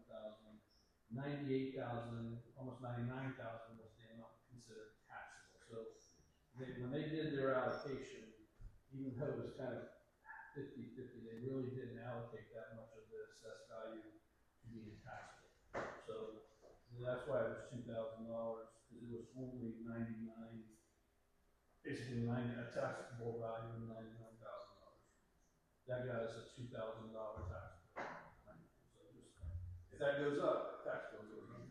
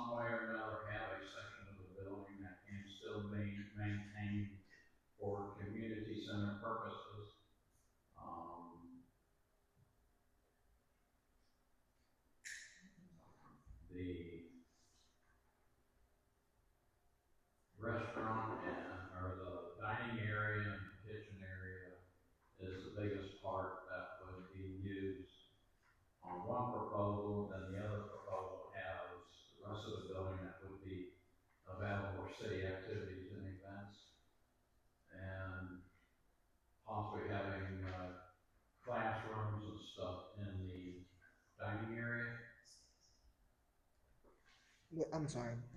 Your proposal is. Well, classroom well, ready I would have, or I would definitely have chairs and stuff like that, depending on what is gonna be Yeah, taught. that would be in the dining area. Of course, of course. So, I mean, both of them are pretty much. Anytime you're sharing space with somebody like that, I understand the notes are not closed out right now. They want to fit.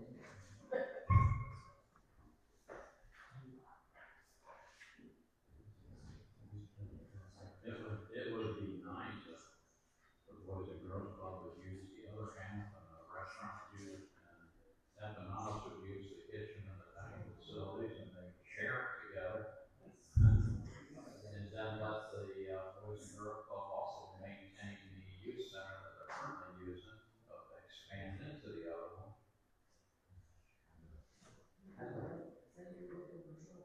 Yeah.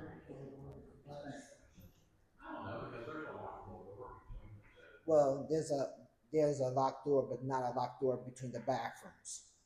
No, you would have. I would have to put a. It blocks the bathrooms from the other half of the building. Yes. So they would have to have a door put on, which goes into the dining area. Yes. One of those areas, and that's gonna create problems. Well, also in that same area, we got the shuffleboard building that can be utilized for space for classrooms and stuff if need be. I'd also like to hear from the public too, if they had. Nobody else up there got anything else? Kelly Preston?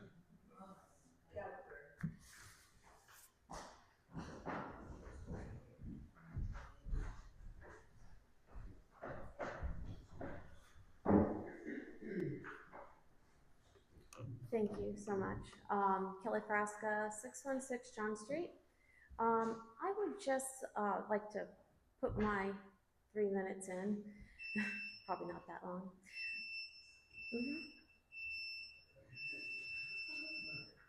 Okay. Starting soon. Yeah. I just wanted to talk about the proposals that were given and the ones that were included online into the agenda. And on my end, as a mother of 2 teenagers, the Boys and Girls Club has been wonders for our family. Now, as my youngest, he participated in the Boys and Girls Club, but as he became a teenager, he found it to be less engaging. You know, there's more, not as much for the teens. And we have a lot of teenagers here in town. And we would like to see our teenagers learn and come back to our town to continue to, you know, live here and grow with us. And I feel that, personally, I feel that the proposal for the Boys and Girls Club not only gives us the opportunity to have something really special by allowing our teens, which was a teen center originally, but giving the opportunity for these teens and younger ones, of course, to have the opportunity to learn and discover what type of talents that they can grow into, as well as the ability to, they're taking over the insurance and that, I believe it was the liability, and redoing the kitchen. So they're refurbishing, and they already refurbished their building, and they'd be relinquishing that one in the future as they move over. So that building that they're currently in would end up becoming a rental. And that's a profitable aspect, because it does have a kitchen and it has 2 bathrooms, and it's a very usable part, you know, area, because there are playgrounds right there. So I mean, how wonderful could that be for birthday parties? So I just wanted to put my, you know, my words in. I think all the proposals had good aspects to it, but I'm favoring the Boys and Girls Club. And my kids aren't going to be teenagers for long. One of them's only a teenager this year, so then they grow up. So why not give our children something that they can grow into and learn from? So thank you so much. Thank you. Is yours on CAC? Me? Yeah. Yes. Okay, I'm gonna put that on here. Nancy Weary, 435 West Delaware. I agree with what Commissioner Abshire said. We have all these great facilities, these buildings. When I was on Parks and Playground, we viewed all of them, and they are sitting there rotting, and we're not making any money off of them. They're costing us a lot of money. With that said, I don't have a suggestion on either place to vote. Although I would like to know, did this go out to bid properly so that we had other people bid on it? When I asked this before, I was told it was just advertised in Hometown News, which I don't think is properly. But when we have a commercial property that has the opportunity that that building has with the kitchen facilities and all of that, I think we could really do well for ourselves, fair for ourselves, and to bringing in some income. So let's make our stuff work for us.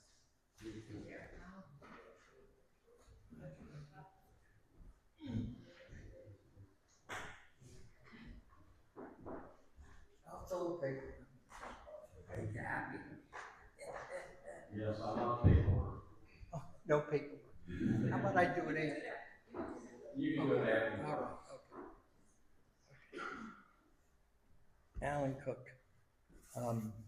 One of the reasons I'm a little, with this program, I did all the work on that building for Keith. We worked together and did that whole thing, you know, and stuff. So it means a lot to me. But I think, like with the Boys and Girls Club, we're going to give it to them. We don't get any rent out of it or anything. You know, that's wrong. We can't have that building with no rent on it. And we've had a couple of restaurants, and actually, like Nancy says, there's opportunity. If we had the right person for that restaurant, that would be a wonderful thing for the town. We need one and everything else. But the thing is, we're in a situation now, all three bids financially do not help us with that building. You know what I mean? In the long run, it does not help us with the building. But what we probably got to do is kind of maybe sit back and get this thing so we can really make some money on the building and use it. And this lady that we were talking about that could do activities and stuff, if we had somebody in there as a part-time restaurant and all that, they could work with her and still have the activities and stuff in there and be able to use it. So, and I just think that we ought to stop and think before we start moving here, because it's, you know, it's a wonderful building. It needs a little work, yes, but to take and give it to somebody for nothing, that's wrong. Thank you. Don't forget, we have a blue card. Oh,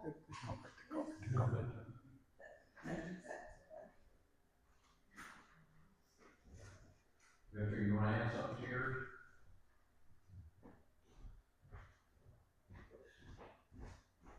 Good day, everyone. Victor Ramos, a man upstairs, works in mysterious ways. I was here for the hospital, but knowing that the Boys and Girls Club is in the agenda, I am a board member for the Boys and Girls Club, and I think it's a great opportunity. We've been here in this community since 1998, and I think this is a great opportunity to continue to build on that partnership. I know we have a new CEO, her initiatives are very exciting. We're continuing to grow, and I think what better way than this opportunity. And again, we're doing a switch. So there's a possibility of income or revenue from the building that we're currently on. I just want to be able to say that, again, we look forward to continuing this relationship that we have. Thank you.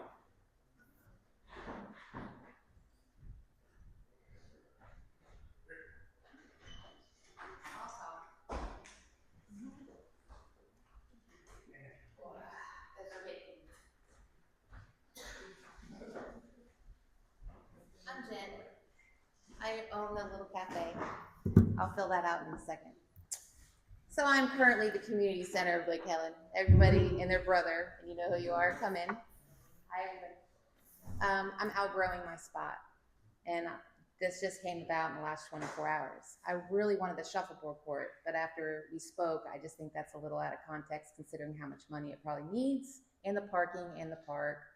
I just don't feel like that's the right place for me. now that the CAC is available, and I'm sorry I didn't submit anything. Like I said, this is just a whim for me. I'm thinking about really, truly, I think that's a good spot for me. It has more space. It has a bigger kitchen, so I can do more than just cold cuts. I already am established. I already have my locals and beyond. I just feel maybe if you can give me a little bit more time to figure a business plan and a slideshow and all that cool, pretty stuff, I could probably do that. But also, I want to go over there and look at it before I even jump into it, because I want to make sure the kitchen's going to be, he scared me, the empanada guy. I want to know what I got to get into. Now I paint for a living. I clean for a living. I know how to do all that, but I know. Now, do you think if I bring my equipment that I have, that's a start, and maybe we can find a flat top that's good, and we can find a cleaner to clean the hood? I don't know. I'm just throwing it out there that this might work, because I already have the following, and you know, that place is so special over there, and it's only 800 square foot. Just imagine feet. Is it foot or feet? I swear I graduated. Anywho, I just feel like maybe if I have a bigger space, then I have more of, you know, my sky is not the limit. So anywho, that's all I want to say. But I feel like maybe if you give it some thought, that I can just move across the street over yonder. Okay, any questions? Am I supposed to ask that? No? Okay. See y'all tomorrow. Card. Oh, and you know, with the lease, I would probably want to just more of a year lease, because I want to make sure I stay there if I'm going to do all kinds of stuff, because that was a feed store across the street, and now it's a small kitchen that we're a machine in there. We're 4 or 5 girls, but we make some food and we dish it out and it's fresh. And imagine if I had that. Oh my goodness. Okay, that is all. Just kitchen and dining room area? Yeah, I don't need the boys and girls spot. I don't really necessarily want that. I mean, I just want the kitchen and the dining area, and then the front so we can make it pretty again, because people deserve that. And I love flowers, as you can tell. They're all dead right now. Don't judge me about my flowers, but we can revise it and make it pretty and homey, and just like I did across the street. And I would like to also like be able to, like, you know, have my sister draw on the windows and make it pretty and murals if I'm allowed. And I'm a painter, so if we ever have to leave, I can paint it all. It can be just as how as I got it. And hopefully that's shiny and clean. We can work as a team and get it all done. That's what I'm saying. Okay, that's all. Thank you, Jen. You're welcome. Okay, I have another question. Since there seems to be more interest in this building, could we extend and allow more applications, or should we decline these proposals and put it back out and allow these proposals to reapply if they wanted to? What would be? I think the only thing, my understanding, the only thing that was done is, advertising. kind of advertising, saying if somebody's interested in the building. And we didn't go out for a specific purpose, you know, in terms of restaurant lease or anything like that. And advertise it or market it with a realtor to try to get interest, right? We didn't actively pursue that, if you will. I don't think you need to reject any proposal. But the reason you have a period of time for proposals to come in and you look, evaluate them, is that you make sure everybody has fair, equal footing, to submit a proposal, as opposed to people submit proposals, people get to read what their proposals are, and then they come in later to make a proposal, maybe a little bit more, you know, then to make it look a little better. At some point, it make it a little unfair if you do that, but in this case, you know, it still seems to me you only, my opinion is you need to decide what direction you want to go. And then, because the concept of the Boys and Girls Club is one road, and any type of restaurant is a totally different road. And then, well, let's keep it and make it an event center in the city, put their event coordinator, that's the third road. I think you need to pick one. And once you pick one, then we go down that road and see what we can get from it. And that's just my personal opinion. You know, pick one, whichever one you think is best, and we go down that road and make the best deal possible for the city and for the community. So, kind of my opinion about it. Well, I'll do whatever you want to do. You give us direction, we'll do it. How does that go? How did we do the advertisement when we did it, when we were choosing between the Lake Helen Coffee Shop, the gym station, and what was it? I forgot the third one. Did we just, I think there was, when I started, was that the proposal?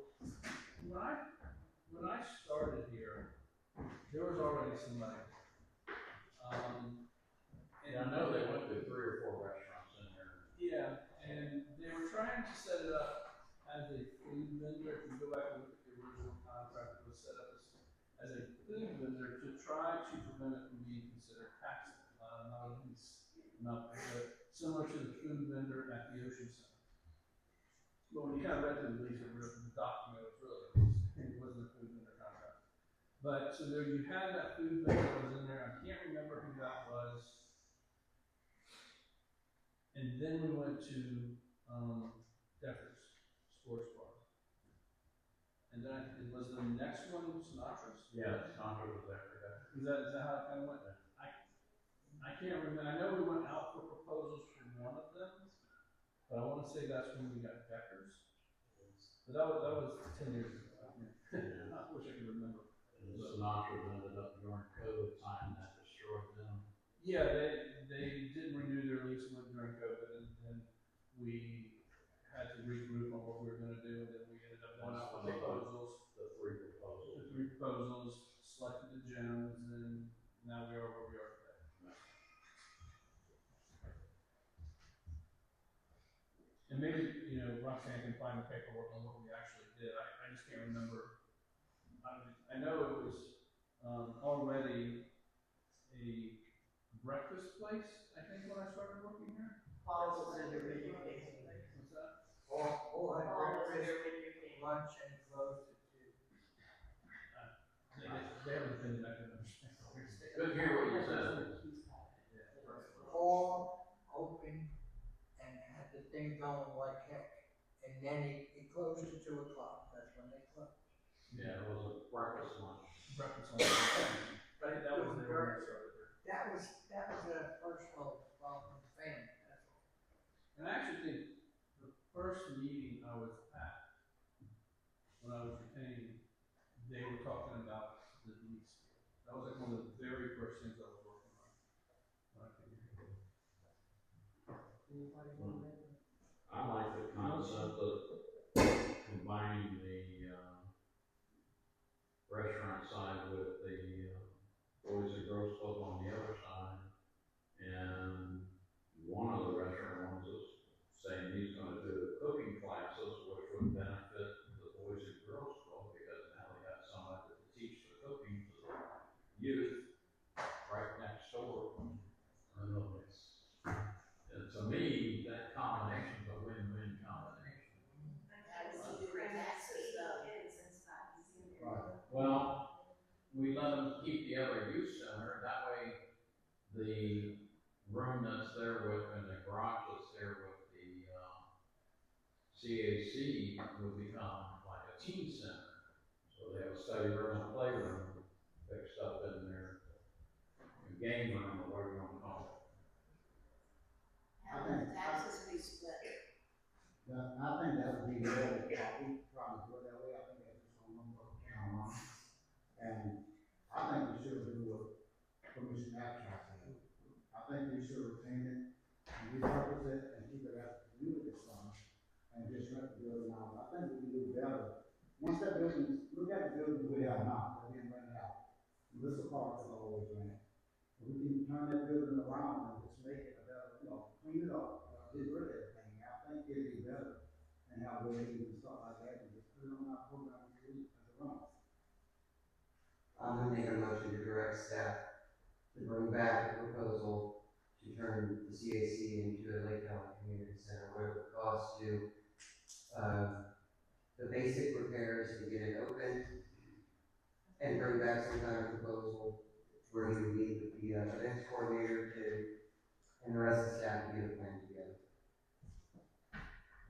Now, we heard from my event coordinator, what do you think? No, if you got a motion, you don't need a second. I'll second for discussion on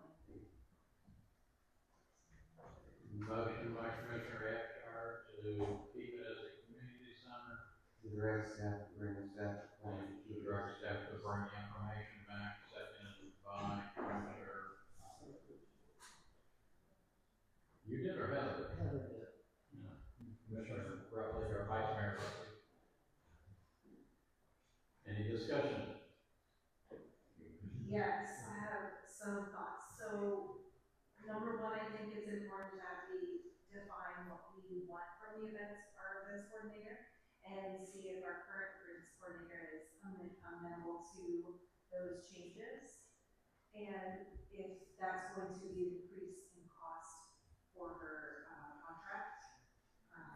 If not, what does that relationship look like?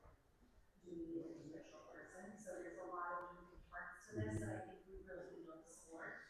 But I have seen and heard from the public, they do want to see this restore back to the community center that it was originally intended to be. And I think there's a great way to do that with having, holding city events, but also, allowing, if the Boys and Girls Club wanted to use the area for an event that they had or something, we could still work that out.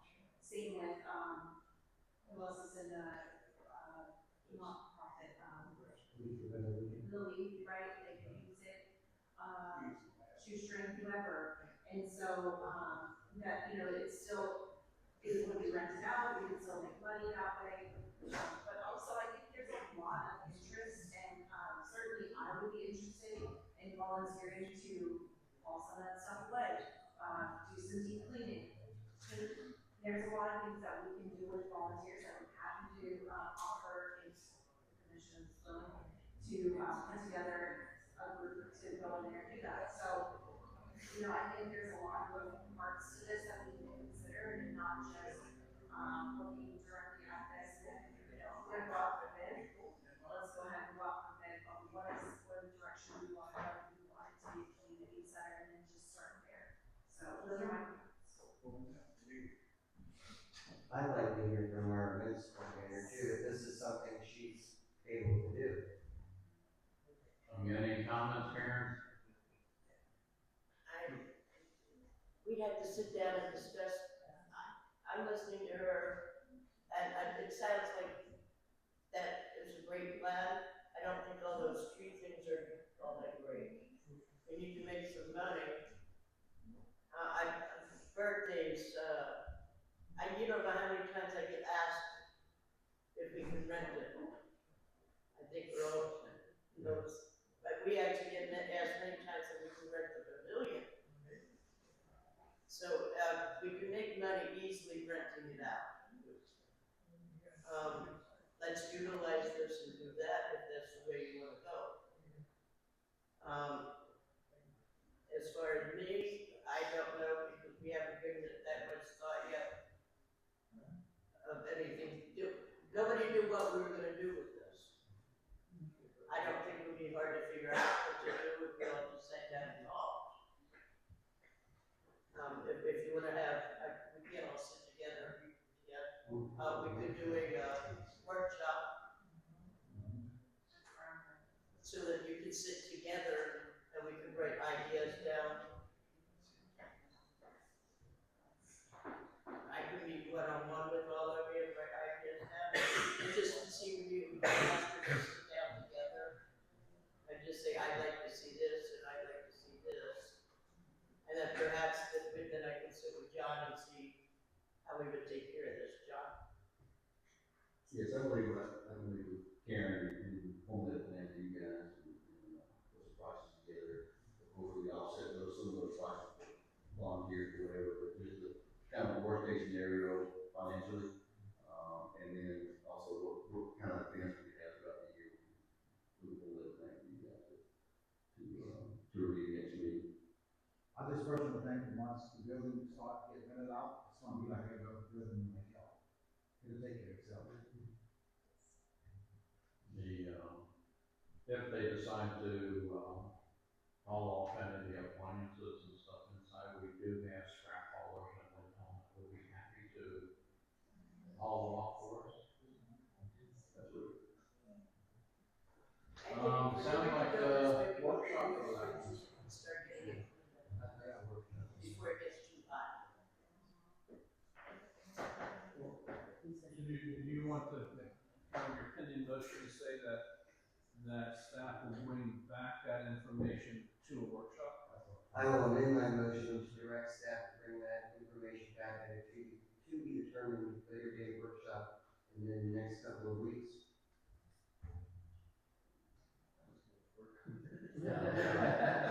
That'll be our next workshop.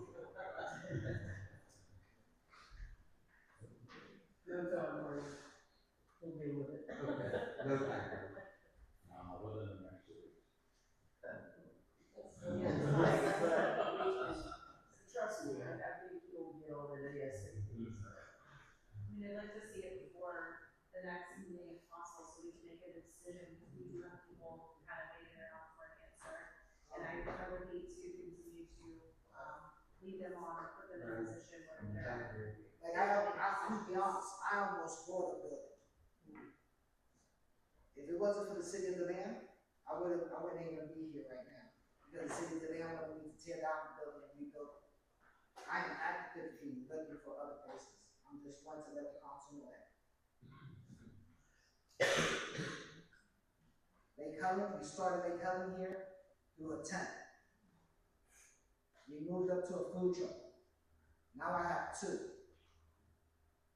I would love to be in Lake Helen, but then again, I understand what the council wants to do.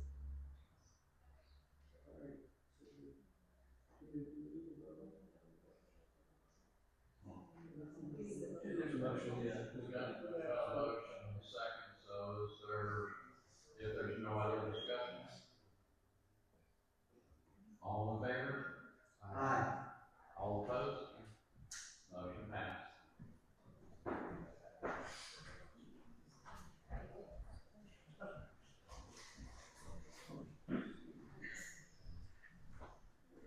City Hall updates.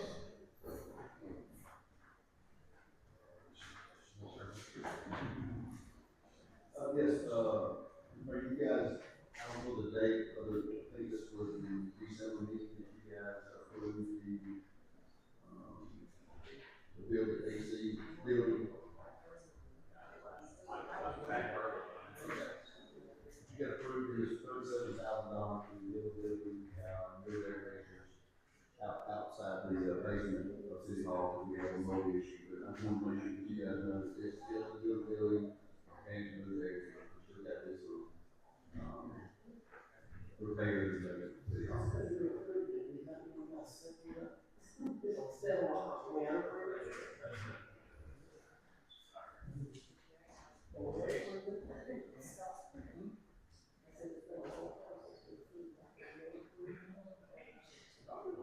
Either we need to build a building or something's gotta be done with the basement to protect the AC. Either way, something has to be done with that basement, either way, is what John is saying. And I personally do not want to see that building, it's gonna change the whole look of this building, it's gonna so much. And why can't we just build some kind of platform and let those ACs off the floor? That can be done, right? They're already off the floor.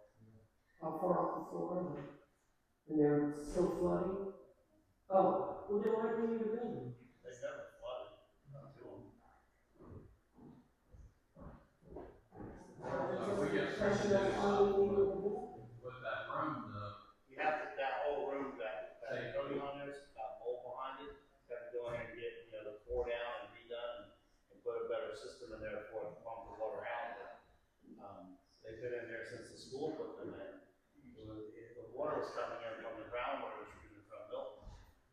Why we don't get that kind of intrusion there. It does seem like a fan put in there and some things like that, but I mean. That's a lot better fix if you ask me, because I honestly don't want to It see needs that. work, it needs work, for sure. I mean, Well, it's like John said, regardless. we still got to do it no matter what. Exactly. No matter what, we still got to fix that bottom line. Couldn't we get a price on the ceiling building first? We need to get it one. There's a way to seal in that building. Yeah. And then if it's basement seal first, and then. We get some prices on that and give it back. I think it would be Yeah, cheaper. John. to scour the walls and reseal the walls and the floor. It's actually got a coating, like, plaster that's falling off of it. Yeah. But they would have to take all that down and scour all that stuff behind it and redo everything. And build a better thing on the bottom of the sump pump to be maybe a fan that would come on if it gets too moist, a humidity fan. Keep the air flowing. But you can put the humidifier in there. Like, Well, not a humidifier, that thing would be running constantly, a fan just to keep the air You circulating. gotta have, I'm gonna say, you gotta have. Yes, and have some sort of circulation.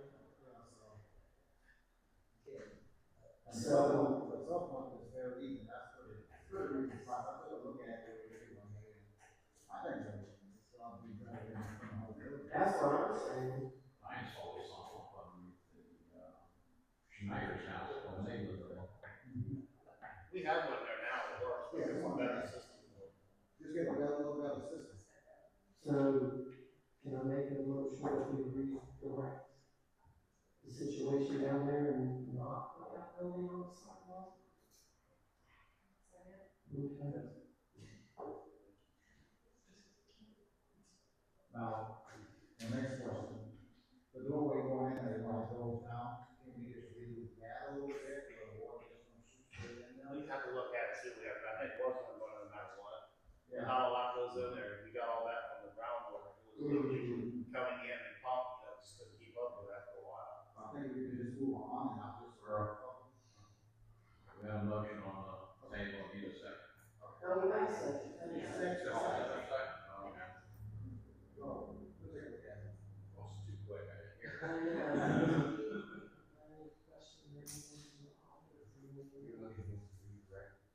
Yeah, and do not put that building on that sidewalk, because it seems like we're gonna have to do that anyway, so might as well just go in that direction. Right, and I think there's gonna be some cost savings of the city as well, so we can save money. Oh, yeah. Absolutely. Save tax dollars.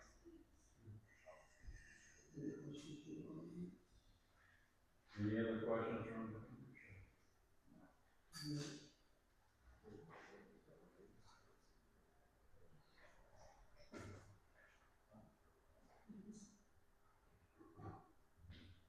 Any comments from the audience? Hearing none. Got a motion, we can call to refurbish the basement. No, it's to redirect and not. Redirect. And then do it. To look at refurbishing the basement. Seconded by Vice Mayor Rutledge. All in favor? Aye. All opposed? Motion passed.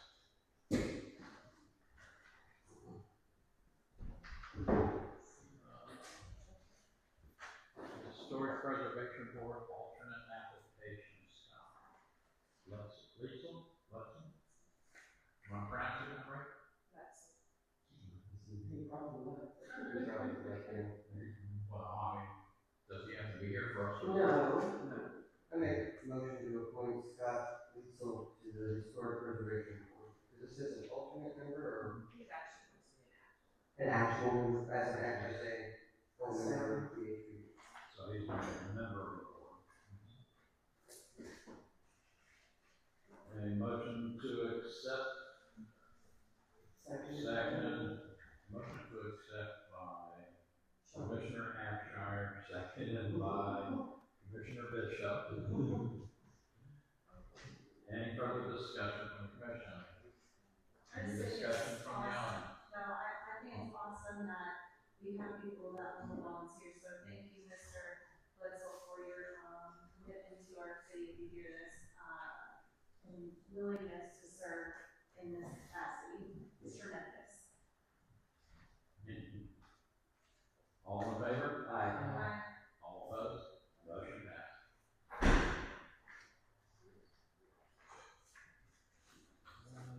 Event application for Lake County League of Better Living 2026 events. This is for the art show, the lake day, the tea party, and family night.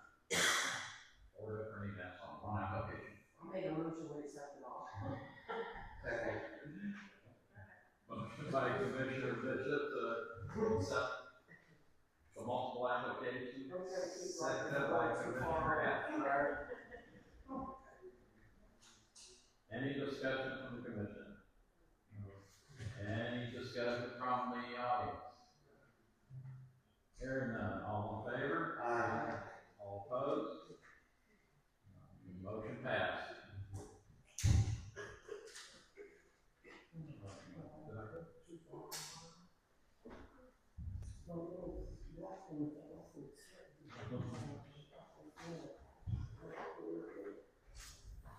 event application for the Lake Ellen Pride event, June 2026.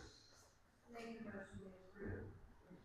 Second. Motion by Vice Mayor Rutledge to approve, seconded by Commissioner Hampshire. Any discussion from the commission? Any discussion from the audience? Hearing none. All in favor? Aye. All opposed? Motion passed.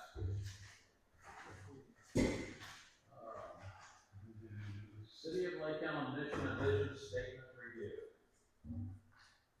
I reviewed it, I love it. I do too. Well, I can see, so if they love it, I guess. This is great. Thank you, Mr. City Administrator, for putting this together. I make a motion to accept the Lake Ellen mission and vision statement.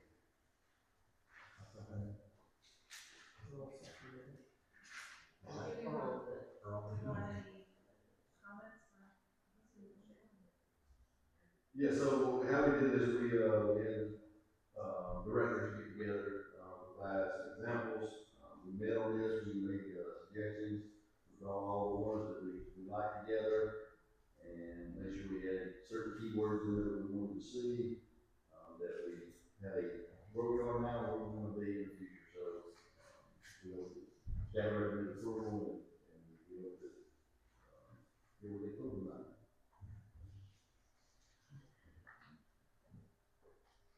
Okay, we've got a motion by Commissioner Bishop to accept the city. I was gonna say, I didn't do that. Motion by Commissioner Hampshire to accept the mission and vision statement for the city of Lake Ellen, seconded by Commissioner Farmer. Any discussion? I just got one. Does anybody know what our motto is? Gem of Florida. You gotta have all three of them when you do the thing. Any discussion from the public? All in favor? Aye. All opposed? Mission done. The motion. Oh, it's been too long, that's why I don't like it longer than 2-hour meeting. Oh, Social media policy and updates. Yeah, so I provided everybody with information for the social media, policy and updates, and, actually have a resolution if you want to pass it tonight. We have got a quote from, a sole source quote from one of those media to provide us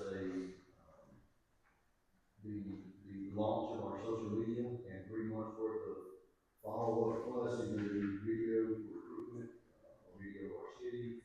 He's taking building as a library for, pictures and videos so that we have our future,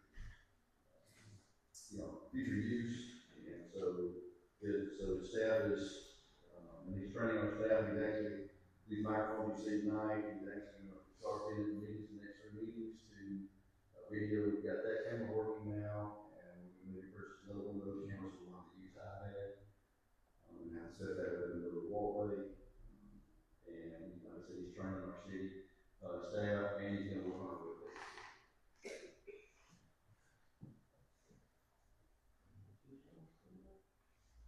$81 for the one of those videos.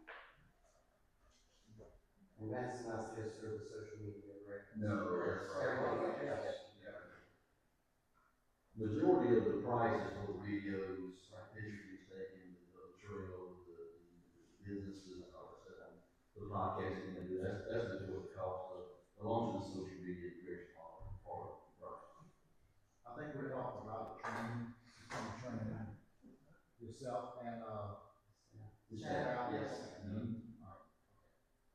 And do we know if we wanted them to continue doing the social media after the first 3 months, what the cost would be? I don't know that cost right now, but I will get that cost. To see if we, to see how we like it, see how it's progressing, so I will get a quote from him for that. In the, in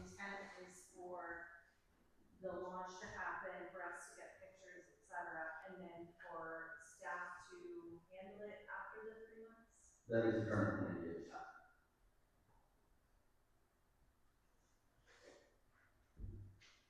I am pleased to see this social media policy and resolution. I think it's been a long time coming that Lake County get with it and have a Facebook page every other city around us does. This will be great for disseminating information, getting alerts out to citizens. We can still utilize Savage too if we chose to, right? Actually, I'm saying checking that in, you say something that you work with. Okay. All right. Well, So the people that are getting all of those. better alerts, you away with it, they need to leave it off their phone or whatever. I don't know, Sean's Facebook. He sends out. Oh, my God.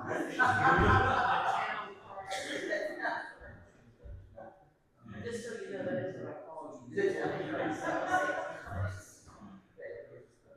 Okay.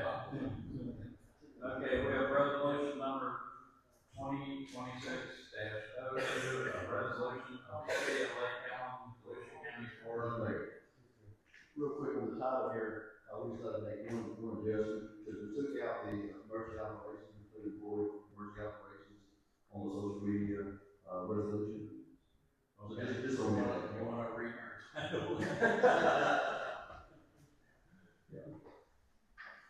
And there's no advertising issue, you don't have to advertise resolution, so it's okay to change the title. Resolution number 2026-02, by title only for first and only reading. Resolution of the city of Lake County, Volusia County, Florida, amending the policy and procedure manual to include a city social media policy and provide for an effective date. And that title will be amended when the resolution to be executed. By the mayor. I make a motion to adopt resolution 2026-02 and the city's social media policy. I second it. And motion by Commissioner Ashford to accept resolution 2026-02, second by Commissioner Bishop. And I guess that means you don't want me to read all the whereas. Unless you like to, your time. Yeah. Roger, you're starting to look. Any further discussion? Yes. Okay, I have a question on permitted content. It says community events. You know, something to just have clarification, does that mean only city events or events that are happening within our city that benefit the citizens? So like, for example, when Shoestring has a performance or when the League for Better Living, you just put it for them, are those being advertised on there as well? Or is it It was just? the regular four city events, just city goes to the events. City events. Or city sponsored. Or city sponsored events. So, like the fireworks, Christmas. Okay. Can we change that? You want to, so that we could share about the training theater and things like that? No, I mean, it says community events. Oh, I think it oh, needs to say city sponsored. hosted events. City sponsored. City sponsored. Or we could say city events. Okay. Just so it doesn't get into the weeds of who we're including, not including, I just want to make sure it's I do like that it doesn't permit commenting, take that all away. Beautiful.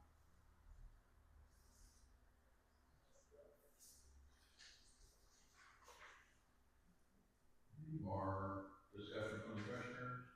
Yes, one more, sorry.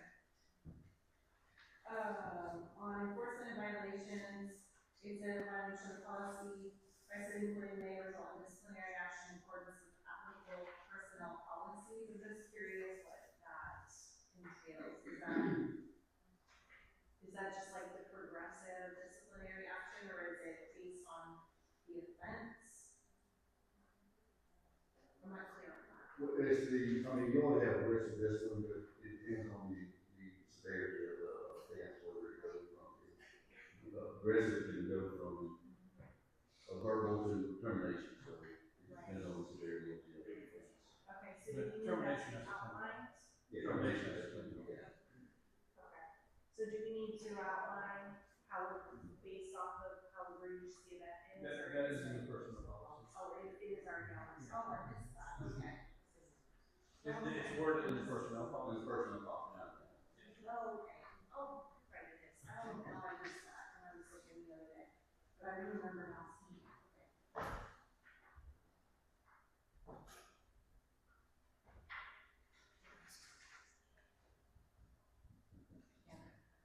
Any other commissioners and comments? Anybody from the audience? Hearing none. All in favor? Aye. All opposed? None? Motion passed. Review of TPO grant submission. Yeah, so this, TDO grant submission is for the study of the, evaluation of the washout bridge in Pennsylvania Avenue. During our stormwater evaluation, I was shown this bridge and so it's been out 15 months now. So we're gonna start the process of getting study done. We wrote a TDO grant for $265,000. TDO grant is 80/20, and we've also submitted our unsubmitted waiver for, that will reduce or eliminate the matching part of the grant for Lake Allen. We've taken all the pictures, everything's completed, we're waiting on approval, and it will be submitted as early as, Monday. Do we need to take any action on it? Okay, I'm telling you, yeah.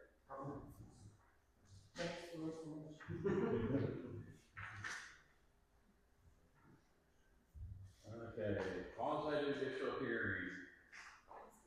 Does anybody have any ex parte on any of the COAs?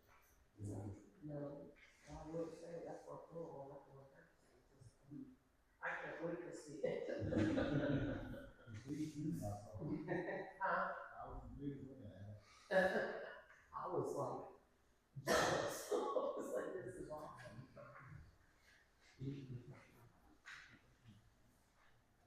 Anybody wanna make a motion on all of them, or they wanna do them singly? I make a motion that we accept all of the quasi-legal.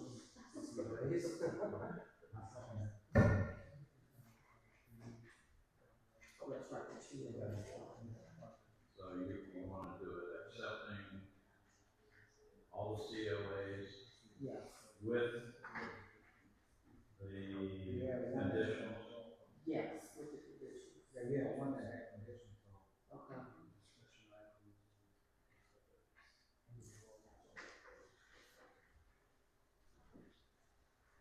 Anybody want a second? It's okay, I didn't. I gotta get this side, I gotta get this side fixed.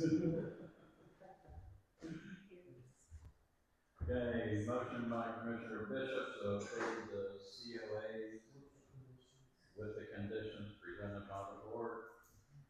Seconded by Commissioner Farmer. Any further discussion? Any discussion from the audience? All in favor? Aye. All opposed? Motion passed.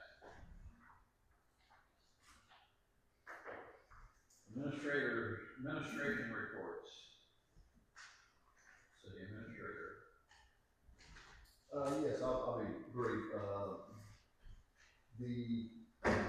In our meetings with Ivy Hine, there was something brought up about, having parents, being able to, Ivy Hine partnered up with us to have volunteers or parents to supervise in the evenings, at Lake Park.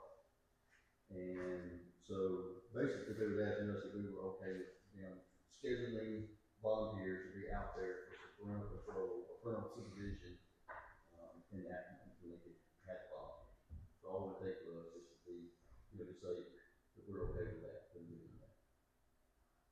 And I don't see any problem with that, because I think we probably have on them kids destroying our playground equipment, and, maybe get the kids behave a little better.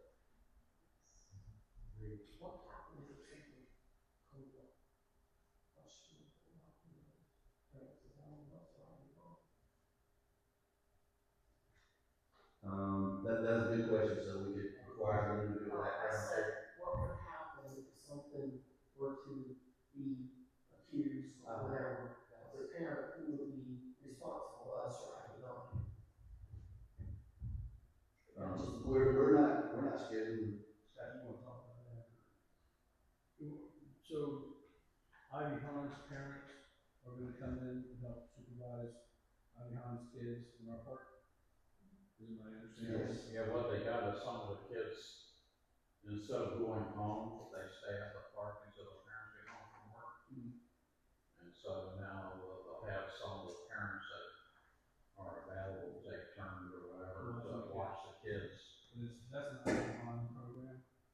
It would be out of Program, yeah. That's on Ivy Hahn.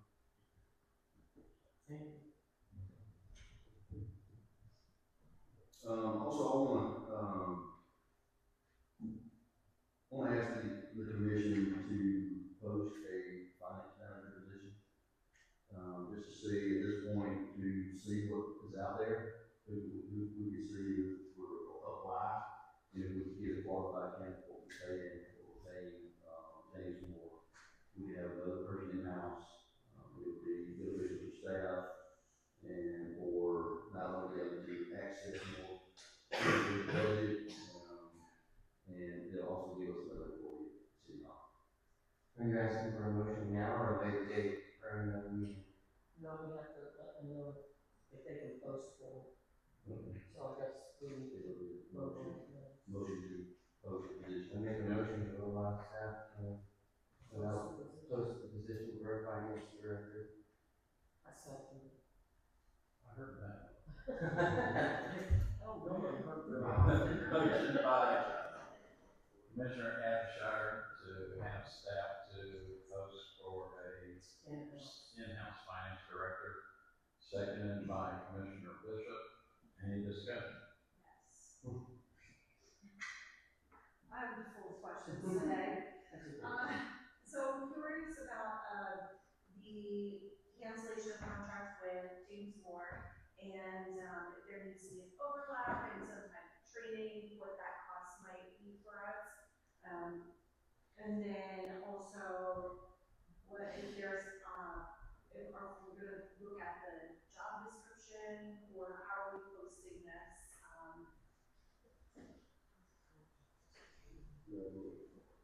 For James Moore, so we're just, okay, so we're just adopting the same one that we've already had. Okay. And the overlap you're talking about, I guess it depends on the level of experience comes with this requisition, we would have to get one. But I think there would have to be some sort of, with them working dual roles at our same time, to, catch you up, just like, Jim and I, when I took over, was, having that 2 week period, or week period of catching them up on where we're at on the budget and all the processes and stuff like that.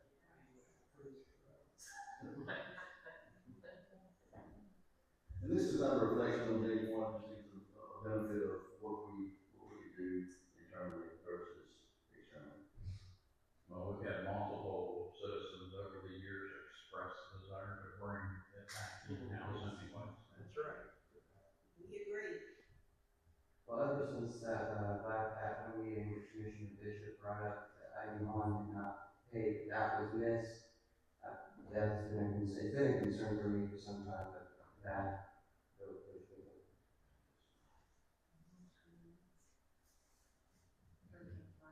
So we got a motion, second, any other discussion? Any discussion from the audience? You already heard what they had. 2 hours, that's me. All in favor? Aye. Aye. Aye. Motion passed. And real quick, I just want to thank the league, everybody for the donation to the show at top notch. That's all I have. City attorney? No comments. Trust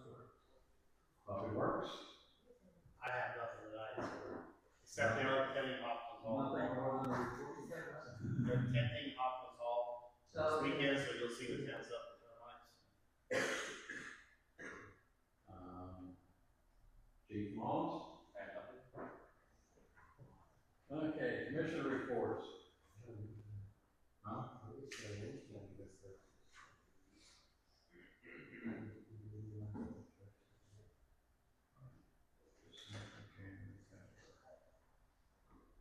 Or did we skip somebody? You can skip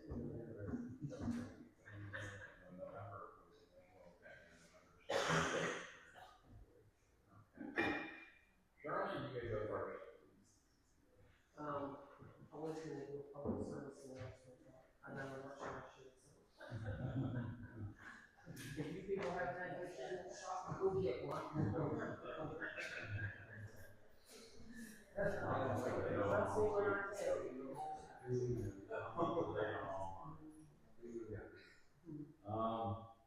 As we get on with our 250-year celebration of the United States of America, and we get all these monthly proclamations accepting for all the different immigrants, whether they were forced to come or voluntarily came, let's not forget everything that all these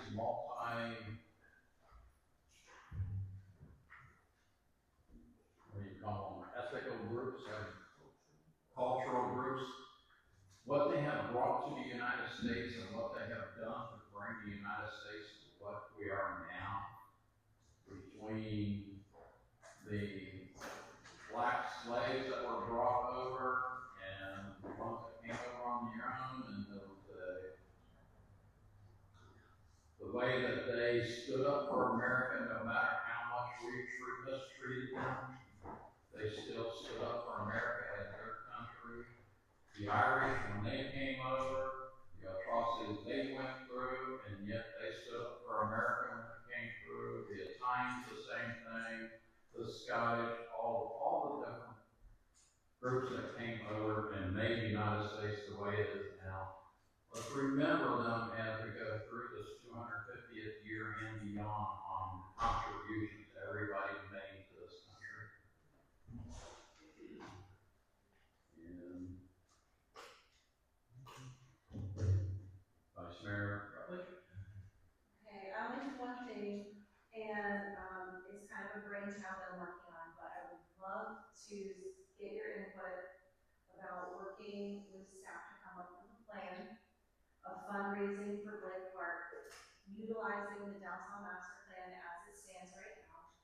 My vision is to have the splash pad put in, the shuffleboard court redone, and the building, shuffleboard building redone, et cetera, et cetera. People can buy benches, that sort of thing. But, you know, I would love to see something tangible and positive in our community. And I think it won't hurt us to have us say that this donor donated the supplies for the shuffleboard court, and this donor redid the building, you know, et cetera. So that's my vision. I'd like to see what I can come up with, but the plan would be over the next 8 months or so, coming up with enough sponsors to come back to the commission, and then in tandem with the next Arbor Day, we would be able to start installing plants and what have you, native plants in Blake Park. So I'd like to have this all come together and have all the sponsors together by the end of the year and then present it to you. But I want to make sure that consensus of the commission before moving forward on that. And then, you know, of course, working with staff, putting together kind of a plan and maybe going out with the citizens to make sure that, you know, we had a tremendous amount of input when we put together the downtown master plan some years ago. There hasn't been a ton of movement on that. And so in case there's any changes they'd like to see to that downtown master plan, you know, just kind of getting their input throughout the next several months and then come back to the commission with a more concrete plan and hopefully some sponsors that are willing to take on some And then hopefully, the beginning of next year, break ground on anything that needs to be done and give the go-ahead to those sponsors that it's a creative center. My only concern is the liable with the splash pad, I don't know how that works out, but it sounds like a great idea. Yeah, it's just working with whatever's on that downtown master plan and kind of sticking to that. They're about $250,000 may include a timer thing that will automatically come on, but it won't energize until somebody goes up and hits a certain thing on the pad. And then the water circulates through a filter and everything, and there's an overflow case of rain, so you don't put too much water into it. There's a lot of different stuff to it. Yeah. The Esplanade, that's in Daytona, I don't think y'all seen that, on Beach Street, the one that the Brown Foundation built. At the south end of that, they built a splash pad. And so if you need information about that, it's the most recent splash pad I'm aware of. It might be bigger than what you're thinking of, but they built a public splash pad there, and do all the steps to do I that. know our city had one, but I think.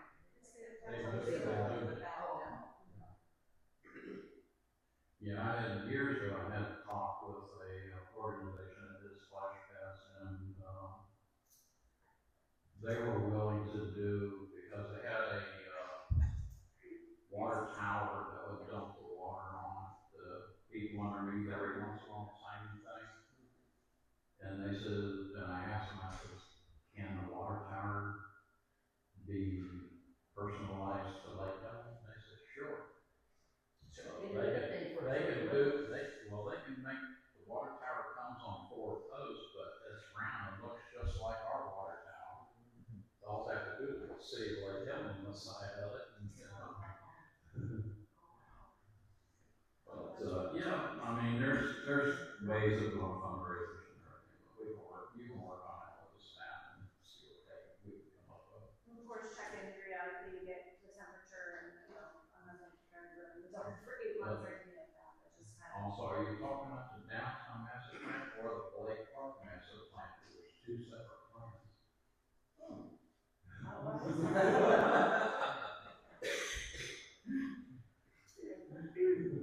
I'll get you a copy of the Lake Park master plan. There you go, that'd be great. I know I saw a splash pad on something, I was trying to find it the other day before this meeting, and You actually have the spot already carved out for you. I thought so. Yeah, and I'm also working with people right now doing a new,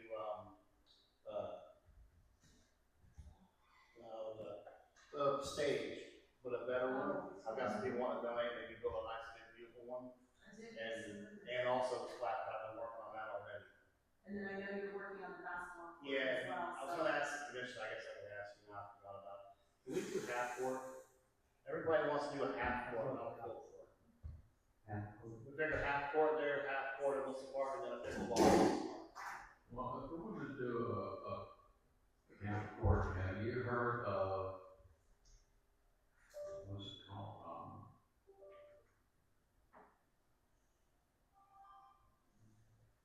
I have to look it up again. I think it's called bounce board. It's a. No, it's multiple different angled basketball hoops that, like, there's one that's bent, so playing board's here and the basket's on this side, and you gotta bounce the ball from here to get it into the basket. They've got them all over West Florida, South Florida, and other areas around the country. You get sponsors from different organizations that have their emblems put on the backboards. And they're multi-use, so if somebody's in a wheelchair, they can still use them. And somebody that's a pro can still use them. I'll look into it. I think it's a start. I got the information, I can send you the information. It's a start getting everybody, start getting sponsors, ready to build them. I've got time, I'm gonna start it now and get it all ready, get Franklin City Hall, and where we can see how much money we raise around it, fix it, hit the road hard, get to my house. then we do the half court each one, and then a pickleball added to Melissa Park also. And then I want to add a volleyball, stand volleyball at Melissa Park eventually. And then the old toys that we had that they had gotten redone, we can't put them back in, so we're gonna be putting them back in Melissa Park in a little area. They can go back in. All right. That's awesome. The only thing I have, I spoke with staff about hurricane fund. Hurricane fund, the money we get from out of home, and the money we get from the boat place. Why can't we figure out that and start building up our hurricane fund? So therefore next year, or whatever, it's coming. When the next hurricane is, we got our contractors that come out and start working the local issue. Just have a plan already laid out, sort of where to get it there, where everything's going, where all the debris going. And have the money already in the fund this summer. That way we won't be behind, like people saying we're behind $400,000 in the hole, and we got all the money back. But the more money we can contribute toward that fund right now, we'll be more prepared when this hurricane comes. If you take a look at the budget, we have a disaster allotment in the budget that's maxed out in the excess money that we've been put in each year roll over to the general fund. We can look at enlarging that fund to put more money into it. Then I just don't want to look like. take a look at the budget thing, get with John and look at that budget thing, and maybe we can enlarge that disaster fund. I don't want to end up like we did last. Right. And get all the complaints that we get. Yeah, I think right now it's like 70 or 90,000 or something like that. What did John was it up? 70 or was it 100 and something? Or maybe it was 300,000. No, it wasn't that. Okay, yeah, we'll take a look at it. Yeah, I very much like to see us start that where we can get that laid out.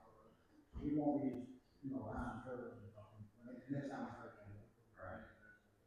That's all I have. John? I'll be very brief. My first town hall last month was a success. The next one will be April 22nd. My special guest for that one will be Volusia County Council at Large member Jake Johansson. I haven't set a venue for this one yet. I will announce that next month. Coffee with your commissioners this Saturday at Blake Park and Market Park from 9 a.m. to 11 a.m. And I wrote a letter the other day for myself personally as a citizen in favor of the Volusia Forever program. At one of the recent county council planning meetings, there was some discussion about taking the Forever out of Volusia Forever. And I wrote a letter in support of the program as is, as voters have expressed their will the last 2 times they voted in favor of it. So keep that in mind for the March 3rd County Council meeting. We'll be discussing Volusia Forever. That's all I got.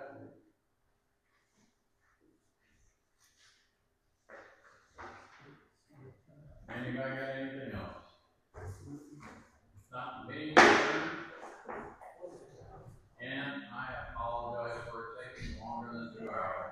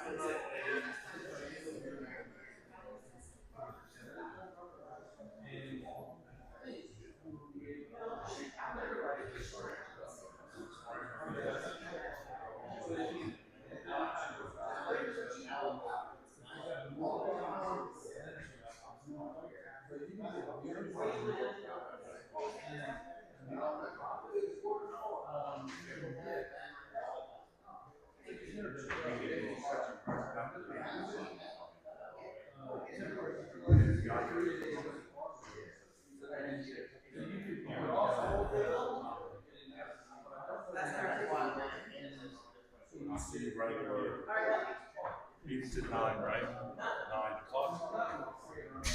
What is? Okay.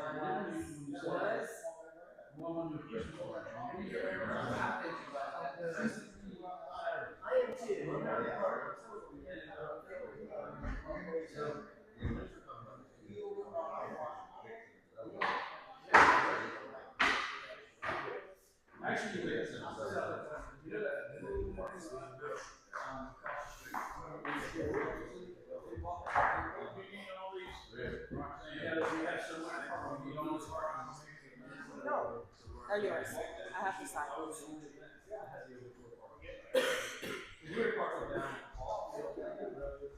And I had to use